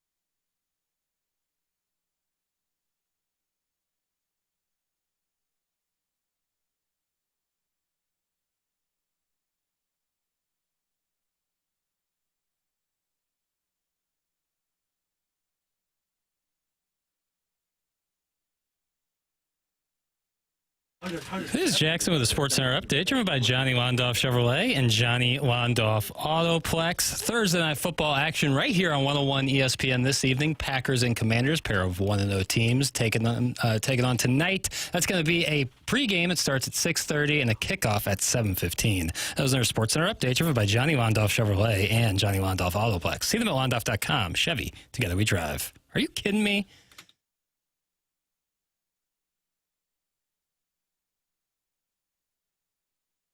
Welcome back to TMA 101 ESPN. Doug, ours is the type of presentation where friends feel like they can drop in at any time. And look, there's if you're watching on YouTube, what a treat it is. Friend of the program, Schaefer Door Company segment on Fridays. This does not count. You still got to do tomorrow. Still got to do it. Joey Vitale just walked in. I just walked in. I was down the road there doing the Blues podcast with Alex and Donnie and Jeremy. And I just they thought had I'd say Jackman hi. on yesterday. Boy, these guys are turning out podcasts left and right. They are coming after. Yeah. I come in, I see everybody. Doug gives me a handshake after he just sneezes into his handkerchief. Well, with allergies, sinus, Is that an actual napkin or is that a handkerchief? It's a little napkin. It's a little. What's Jackson do with you here? I don't know. He doesn't like somebody who's going to talk hockey, so he moves the microphone I'm away. worried about your posture. My You're posture over there, you're leaned over, you're hunched I'm not planning on over. staying too long, so you can hopefully. But no, you're not one of those guys that pulls it out of your front pocket. No. Honk. I never understood that. No. And then put it back in. My grandpa would do that. He'd pull it out and go, honk. And then he just like put it right back in. I'm like, good God, Grandpa. Who's got to do that laundry? My poor grandma. A hanky. Yeah. Did they not have Kleenex 70 years ago? I don't know.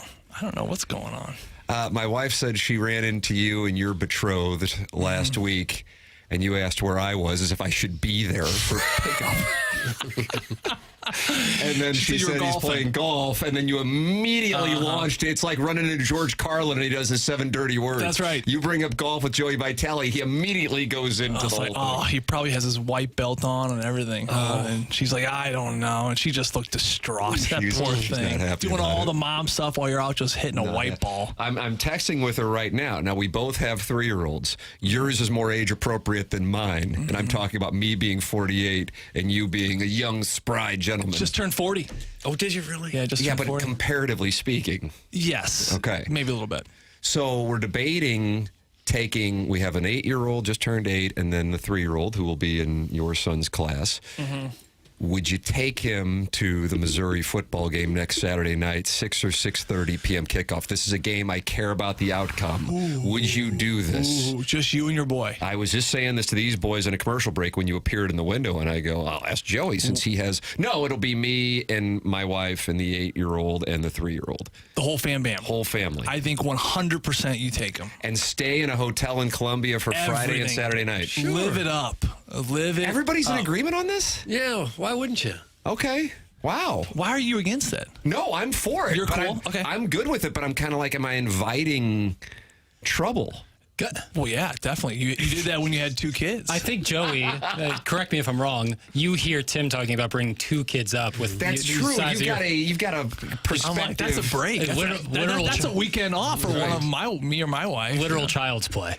I truly believe that Doug Vaughn has the answer key to parenthood. Now, Doug will immediately say he doesn't, but I ask Doug things because I think he is the wise parent. Yeah, I'm telling you, I feel like you've hit the nail on the head with anything that you've called the shot. You're Yoda for fathers. That's what I think. Would you do this? I know you have 3, but let's say 2 would you have done this when one was 3 and one was 8? Absolutely, because they would be very upset if they didn't get to go. Yeah. Especially the 8-year-old. Well, I didn't take him this past week to the Kansas game. And he was upset by it, wasn't he? I don't know on that. He liked going last year. The 3-year-old's the one who's going to be pissed if the 8-year-old gets to go. Yeah, and the 3-year-old's not really probably going to enjoy the game. But it's a game I care about. And you care about what do you care about more, the game or your 3-year-old? Let me just ask you the obvious. You are ready for Sports Talk Radio. Listen, this is years of therapy. But he'll enjoy the crowd. He'll enjoy just being a part of it all. But what if it's a tight game and I got to go change his diaper? And the fact that he's still wearing a diaper. He's still wearing a diaper. Thank you. Oh, God. That's the real issue. Thank you. Exactly right. He's the only guy in that class in that school wearing a diaper. I go, hey, just letting you know, you're the only guy in a diaper, brother. Just letting you know. That's all right. And I'm going to air you out on the show. Poor all his friends are listening right now.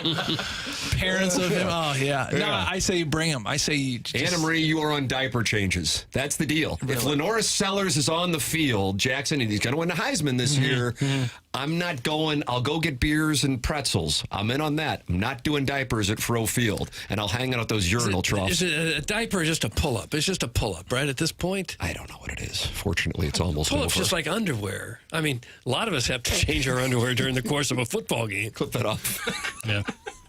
You kidding me? 3 hours? 4 hours we were talking college football. All right, Joey, so you say I should bring the whole family 2 nights at the Ritz-Carlton in Columbia? Ritz-Carlton. If the There's Four one Seasons bed. is full, go in, baby. Wonka style. Get all in on that. I think we had the a messier, couch. the better. We had like this cuck couch in the room last week. I'm like, Yeah. and it was just like facing a wall. I thought it was very Did you have to odd. sleep on it? No, I got the bed. Yeah. Are you But and your I thought wife it was okay with the kids in the same bed?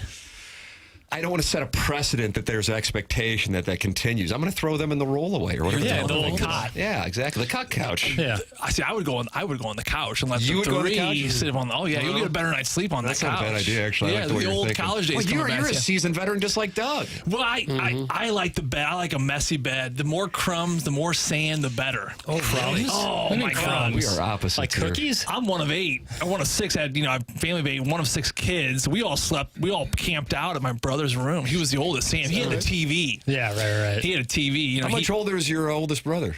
Sammy is 6 years older than me. And Four, there four was- years. 4 years older. What kind of biological freak show is going on at your house? Yeah, there's a lot going on. It's a No, Italian not Catholic. him. Oh, sorry. I know. I understand the Italian and Irish Catholic thing totally. I have 4 in my family, but you have 6. You have 5 siblings. Yes. And the oldest, and you're the youngest, and he's only 4. I'm the middle. I'm in the middle. Oh, okay. I was about to say I'm the there youngest was some brother. kind Sorry, I'm Real 2-out rally. I had 3 younger sisters too, but we all would camp out. So I got used to camping out. When no one even slept in their own bed, we were terrified. But Sammy had the TV. Got it. Oh, you Yeah. gotta hang out there. So Sammy, so whenever I needed, playing some video. Did you play video games, or you denounce those as well? Super Nintendo, a little bit of Super Nintendo. Mario Brothers was good, but Pilot Swings was solid. But we all would hang out, so I got kind of used to that. So my wife, boy, when it comes to her bed, don't mess with her bed. She builds a fort. Oh, really? Did you ever build a fort? Your wife ever build a fort? Well, when I was a kid, maybe. Not really as an adult. I wouldn't. Is this something you guys are doing this weekend? No. Too busy changing his underwear during the football game. Right. Well, people have oh, my wife put on her retainer. I know I'm not getting lucky tonight. Sure. I got to tell you, I'm in the same camp on that. Or hey, she put on her Mickey Mouse sweatshirt and ugly sweats. Yeah, That's not happening tonight. Yeah. Mine it's the fort. My wife, she needs like 20 pillows around her. So once she builds the fortress, she's like Fort Sumner, baby. Like the fortress is built, the blankets are established. I'm just like, all right, well, I'm gonna hit the hay. Yeah. She goes, you go over there. Anyway, so she needs like pristine. We'll be in bed. I'm about to close my eyes. She's like, what happened? I'm like, what's going on? She's like, I feel a piece of crumb. Did you eat in this bed? I go, no. She goes, get up. She'll boom. Sheets come off. Fortress comes down. She starts doing everything crazy. I don't mind it though. I think the more crumbs. Anyway, to back to your point of sleeping together. Yes. Just jump in, man. That's the fun. All like, right. Get but into I care that. about the outcome of the game. That's the part. That's the one part. I get weird during Missouri football They're games. going to win the game. You don't have to worry about the outcome. Really? South Carolina? No, I thought you were talking about Louisiana. This is bringing this the is the South family Carolina game. Bringing the family up for the Raging Cajuns. Yeah. Why not? This is the South They don't- the Carolina boys game. won't care who This is the they're number playing. 9 team in the country. Yeah, it might be number 5. Whether you're watching it or not doesn't affect the outcome of the actual game. No. Thank you, Jackson. Okay, is that okay? So this is weirdness. This is just We weirdness. didn't have this at Northeastern. This is think. weirdness. And you don't You worry only about played professional sports. This is You weirdness. can't understand. This Yeah, is seriously. weirdness. All right, Joey. Yeah. I think we're like 7 breaks behind. Sorry, but oh my gosh, And I got, so sorry. we got live I just came reads. to say hi. No, it's great to have you come by. What a Just came treat! to say hi. This doesn't count for the segment tomorrow. No, doesn't. We're back. I already have Doesn't a text count. to you. All right, well, Doesn't count. No, Yeah, yeah. text me. Jackson's out of town tomorrow. Yeah, Where you going? He's sleeping in a tent in Chicago tonight. I'm sleeping in the house. But there are guys that he's going with that are sleeping in a They tent won't outside. let 3 of them together. in the house. Why not? They smell. What? You're tended out. Are you going to a concert? What's with all these concerts Golf in Chicago? tournament. Somebody went to Oasis last weekend. It was sold out at Soldier Yeah, Field. What somebody's is that went to about? Oasis. Yeah, That's crazy. You Up got in to do one of Chicago. those? No. Just golf? Yeah. You can golf in town here. I know. You can sleep in your Get own him bed. going on golf, Jackson. I know. I know. It's been so long since I've seen Joey in person. Boy, travel for It's golf. a hell of a pair of eyes. I see him on all him. the time now. I don't get to see him that often. Did you say he has a hell of a pair of eyes on him? Correct. In the world. What the hell just happened? He keeps staring at me with them, and it's piercing. Wow. Jeez Louise. Okay. Hey, handsome man, Joe. Okay, I mean, stop listen, it. When Brianna says I'm building the fort, call Jackson. I He's know, available. exactly. Put her Hey, Jackson, you in. want to have some fun tonight? My wife's fort's built.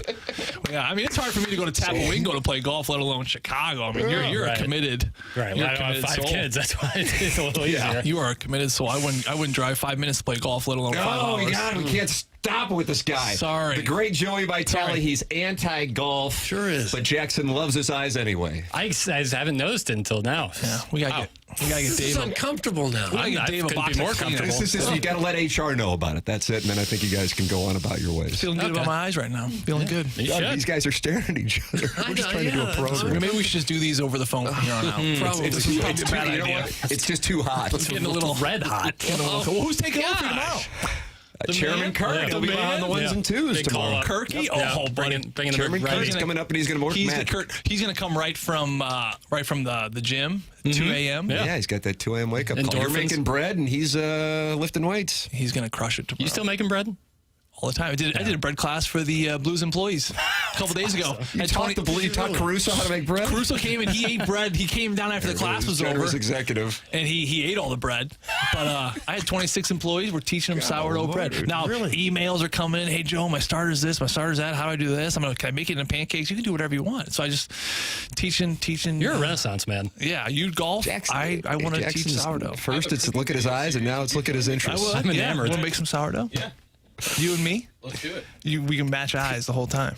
Now he's trying to hook up with Kurt, There's too. more to it than making bread. We gotta get Dave some Kleenexes. He's got this hanky-panky thing he's putting in his front pocket. Yeah, seriously, my God. Here, take one, please. I mean, we're going into like the fast lane at this point with the breaks. Yeah. We got a No, break. sorry, Joey, gotta go. wonderful Okay. to see you. It's TMA 101 ESPN.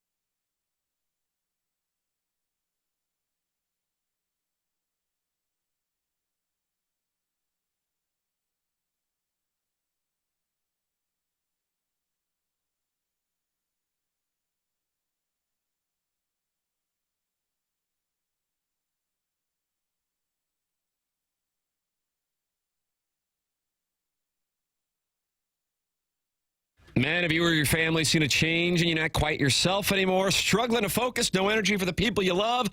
Put it this way, if your bedroom could talk, would it have anything to brag about? It could be you're getting older, or work stress, or the undeniable fact that we've all become our kids' personal unpaid Uber drivers. It could also be your testosterone calling it quits and you never got the memo. Well, Mentality can help you change that. Mentality is online at mentalityhealth.com. Mentality knows that whether it's low energy, weight gain, or just feeling that something's a little off, that they can help you out. So stop being tired of being tired. Get back to the guy you used to be. Visit mentalityhealth.com and reserve your spot with Mentality today.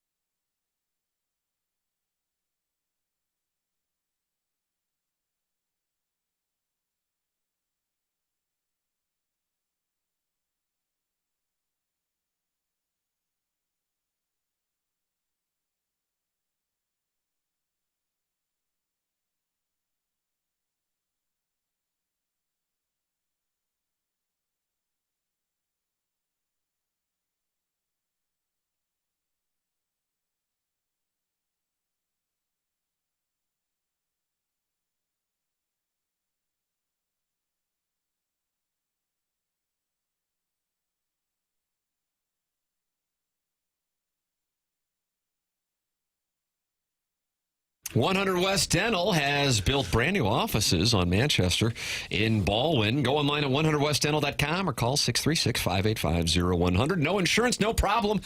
At 100 West Dental, Dr. Brandon Pryor and his team have a membership plan that aids in the cost of dental work for those who don't have dental insurance. And they have a huge offer going on right now that if you mention my name, you get $1,000 off Invisalign at 100 West Dental. If you're on the fence about Invisalign, they have a digital scanner that can show you a simulation of what it'll look like before you even go through with it. It's 100 West Dental. No phone call needed to get in. Just check the calendar online for availability and book right then and there. 100westdental.com. 100 West Dental. Send your emails in for the Design, Air, Heating, and Cooling email today, which is coming your way. Joey Vitale encouraging me to take both my 8-year-old and my 3-year-old to Missouri, South Carolina. Not a lot of support for that move in the Air Comfort Service text inbox, Doug. Tim, bring the 8-year-old. It'll be miserable for all parties if you bring the 3-year-old. It's Harrison's brother, Master. Well, I don't know. I'd feel horrible leaving one behind. Let them all go. Stay in the same bed, the whole bit. It's a family weekend trip. They'll love it. Tim, my 3-year-old, loves going to any sort of live game. That's from Ray King, Jackson's partner in the Lemmings. Coming up. Mine did too when they were little. Loved it. Yeah. If you had an 8-year-old and 3-year-old, and I know it's tough to put because you don't know what that experience is like. And Missouri's playing South Carolina, 6 o'clock kickoff, 6:30 kickoff, whatever it winds up being. And let's assume that Missouri's like 21 and South Carolina's like 6. Are you taking them? I think I am. Wow. I think I am. Yeah. You're like Clark W. Griswold. Well, I just think of, because, there's going to be a lot of stress and plenty of situations that could pop up and really just upend your day. But imagine Mizzou gets a late victory in exciting fashion, and there you are with both your boys right next to you and your lovely wife right next to you. And it's just imagine that feeling. Imagine how good that would feel. That's like that's what you write poems about. Poems. So I'd say, it's worth it. It's worth it. Enjoy every moment with your kids. Life's short, man. That's from Dillian Harpoon. Yeah, that's good advice. Don't bring either one of them. No. See, that's the two sides back and forth. Within every man lives two wolves.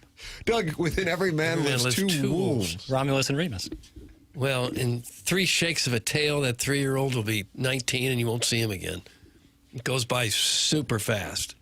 I would do everything you can with him now. Wow. And see, that is the right answer because Doug is always right about parenting. I'm telling you. I'm not, but I know that was the my case. experience, I've got now about 8 years under my belt. I'm like, oh, yeah, Doug said that. And I'm just telling you. That's it. Mine are now late 20s, early 30s, and it's like, what just happened? Right. They were 8 years old about a year and a half ago. I spent every night going to soccer practice, baseball practice, some kind of practice. And life was a whirlwind. But you look back, those are some of the most fun times of your life. Yeah. All right. I can't believe this. I never thought it was possible. My wife was just sending me a text, and she's like, if she's breaking it down, I sent in a picture of a selfie of us outside the Missouri journalism schools. We walked through the quad, and I tried to open up the door to go in and inquire about my 8 credit hours, and I was locked out. Yeah. Oh, were you? They said, no, thank yous. I mean, it was like 6 o'clock on a Saturday. Was it like the 9th Street exit entrance there? No, off the quad. It's like the one that you have to go down the stairs to? That's a hall. That was the hall where Professor Don Ranley said, Doug, at J200 class, now journalism school is for news. If any of you have any delusions of grandeur and sports jock talk, I suggest you get up and go over to the communications school. Oh, really? And I thought, oh, God, I spent the first 2 years of undergrad to get into this school, and I'm in the wrong effing school. Now, as it turns out, I was in the wrong major. I just didn't know it until a few years later. Your professor was Logan Roy. Yes, he was. You had to major in something, and what's easier than journalism? Whoa! Sport management. Some people can't graduate from journalism school. Email in for the Design, Air, Heating, and Cooling email today. That is coming up. It is TMA 101 ESPN.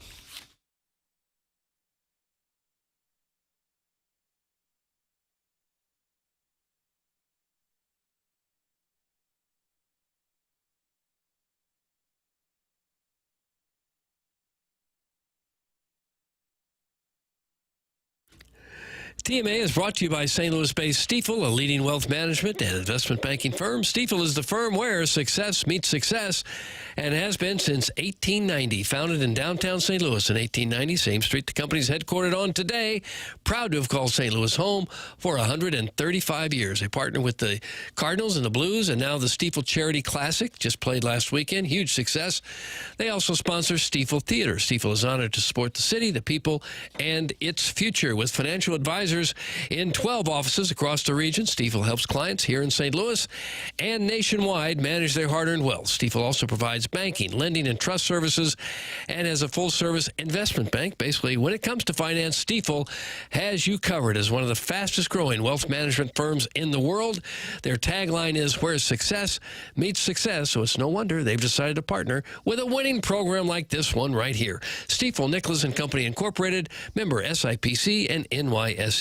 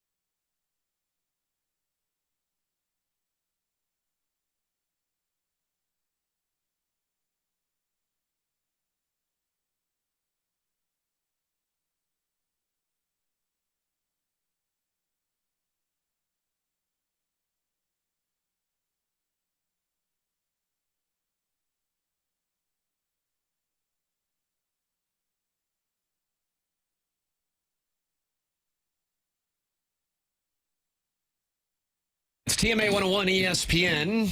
Tim McKernan, Doug Vaughn, Chairman Kurtz sliding into the dais in the 10 o'clock hour. He'll be sliding into Jackson's chair tomorrow when Jackson's in a tent with Gareth in suburban Chicago for member guest or something. I don't know what the hell. I won't be in any tents. I don't claim to get it or understand it. God, why does the co-host of Movie Boy have to be in a tent, but the host gets the house? Is that going to cause problems on the podcast? He's a guest host at this time. Oh. Haven't assigned anybody second chair yet. Do they actually want to be in the tent with these two other They were gentlemen offered. They with said a house my right buddy, next to the them? Ken Dog offered them. He said there's a hotel down the road. It's gonna be pretty cheap, and they said they would prefer Sounds a tent. good. Now it's gonna be a gorgeous weekend in. It's never a gorgeous weekend to sleep on the ground. I agree with you, but if you're gonna sleep on the ground, this is probably the best weekend to do it. There you go. Think about that. Gosh, that's a low bar. I won't be sleeping on the ground. You can bet your bottom dollar. If Gareth's tent crashes on him and he's got an insurance claim, I think he should be working with James Carlton. He's got 449 five-star reviews. 449. I've been talking about 425. He's probably like 425. What do you think this is? Startup? 449. Yeah, that's right. Five-star reviews for James Carlton when you Google James Carlton State Farm Insurance Agents. It's in Webster Groves. I've been a client for 6 years. The most recent one was posted 2 weeks ago. We've been customers of James and his great team for a while, and their service and professionalism are always five-star. We recently worked with Mackenzie to add renter's insurance for our daughter's first college apartment. Unfortunately, but very much in character, we waited until the day before move-in to ask about it. No problem. It was less than 1 hour from our first call until we had a final policy to forward to the complex. How about that? It's impressive. That's it. But it's like, Little I thing know called this. customer service. But that's it, right? That's James and his team. He's got it all figured out. I'm telling you, man. I wish that guy could expand and take on investors. Tam Avenue Capital Partners and get out of the parlay business. We would stay in the teaser business. Right. Yeah. 10-point preferably. Exactly. Sweetheart teasers. And then allocate some investment to James Carlton because I am a very happy client. The number is 314-961-4800 or go online at carltoninsurance.net. Tim, I'm trying to plan a golf trip to the Smoky Mountains. Does Jackson have any tips? That's from Harrison's brother Master. Gather 11 of your closest male friends, and then you can't lose. Together. Yeah, you can't lose. Can we give Tim 5-star reviews? That's from Eric in the Central West End. Tomorrow is the day chair boy becomes chairman. That's from Big Tough. Jackson, they love when Chairman Kurt fills in because he plays those drops. It's fine. Do I not play drops? I don't know. I think I do. Big Tough is getting ready to text in right now on It's that. Big Tough. We got to block him. You want to block Big We Tough? got to block him. What are you gonna do? I love the chairman. I'm glad people really enjoy it when he takes over the board. And I honestly could not do it without his tutelage, so I owe all my board skills to JB over there. Yeah. Known board master over here. Classically Board trained. master. Yeah, not classically trained, yeah. Homegrown.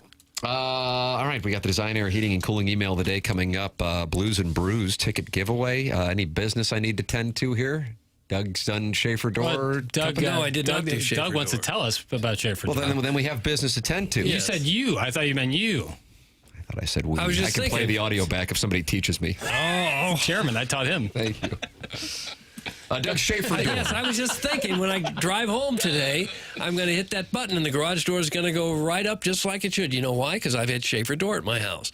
Now, if I go and the button doesn't work, you know who I'm going to call? Schaefer Door. Come on back out, fellas. And they'll be there lickety-split. That's what they do. They have fantastic service. They're very quick to get out to your house if you should have any kind of a problem at all. And that doesn't just go for residential. If you run a business or have a warehouse with those big, giant, tall doors, Schaefer's experienced in those types of jobs as well. It's best to call or text. I'm going to give the number now is what I'm going to do. Do it. And I'd like you to write it down, put it on a Post-it note, put it right there next to the button that opens the garage door. 636-782-3608. I'll do it one more time. 636-782-3608. That is Schaefer Door, the company you need to know about if you have any kind of problem whatsoever with your garage door. They're big enough to get any kind of job done, small enough that you'll talk to a real person when you call them, have a problem. They'll get their service text right out there. They are not commission-based. Their website is schaeferdoor.com. Again, call or text at 636-782-3608. Schaefer Door is a LiftMaster partner. Design Air Heating and Cooling email the day coming up next here on TMA, presented to you by Brown and Crouppen on 101 ESPN and the TMA STL YouTube channel.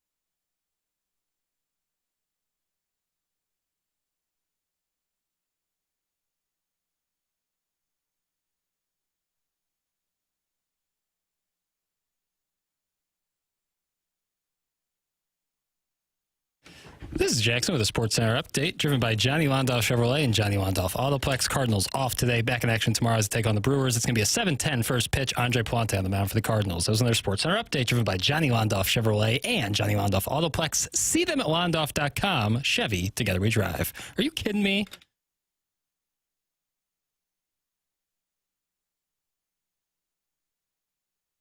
Doug, you ready for the Design Air Heating and Cooling email today? Giving away tickets to Blues and Brews. Sure. Let's do it then. Guys, Plops here. I think what everybody could use right now is a little dose of positivity. So without further ado, the announcement we've all been waiting for and kind of expected. I am excited to announce that I have once again been unanimously voted Oakville's topless man of the year by the Knights of Columbus. I know, right? There will be a modest but well-deserved parade this afternoon down Telegraph Road starting at 11:30. So far, it's looking like it'll just be me driving myself, so be on the lookout for a sunflower yellow 2003 Pontiac Sunfire with the windows down playing my Best of Adele CD. If you guys see me, please honk and wave to show your support. I'd give you guys high fives, but I have poison ivy from my ass to my ears right now, so we best keep it to honks and waves, at least for today. Thanks. It's from Misty Plops. Misty Plops. Congratulations on that, though. Oakville's topless man of the year. That's a nice title to have, man. If I had one wish for Jackson's dad, Mr. Jackson's birthday season, it would be for Tim to hit on his $5 Giants wager. Agreed. So is my father.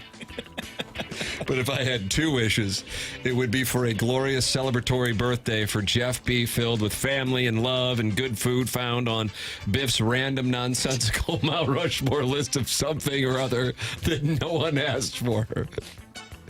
Yeah, wouldn't it be great if your dad could get to Burger King and McDonald's on his birthday? Yeah, quick trip to round it out. Lunch and dinner. Happy birthday, Jackson's dad. You raised an amazing man who brings the best to the show, always works hard, and seems to be such a genuinely kind person. And you get the show on the air if it ever snows in St. Louis. Big facts. Shooter McGavin, the vice president of Beef Jerky and House Shoes. Very kind. Thank you, Shooter. Shooter McGavin. Stuck in a meeting, no time to write an email today, so I went with a prop. You're amazing, Tim. And Doug, it's a picture of a topless older man holding. The older man is Kevin Miller, and he's topless. Says a prop? Yeah, he's holding a coffee mug that says "Coffee is for closers," and he's topless. I thought it was like a prop bet. Yeah. Like over-under for how cute Doug is. I like the over on Missouri, Louisiana, 47.5. It was my lock on FanDuel Spread Zone. Scary low. I know. That's what I said to Riz and Stalter. Lean into the sting. They're both going to score points.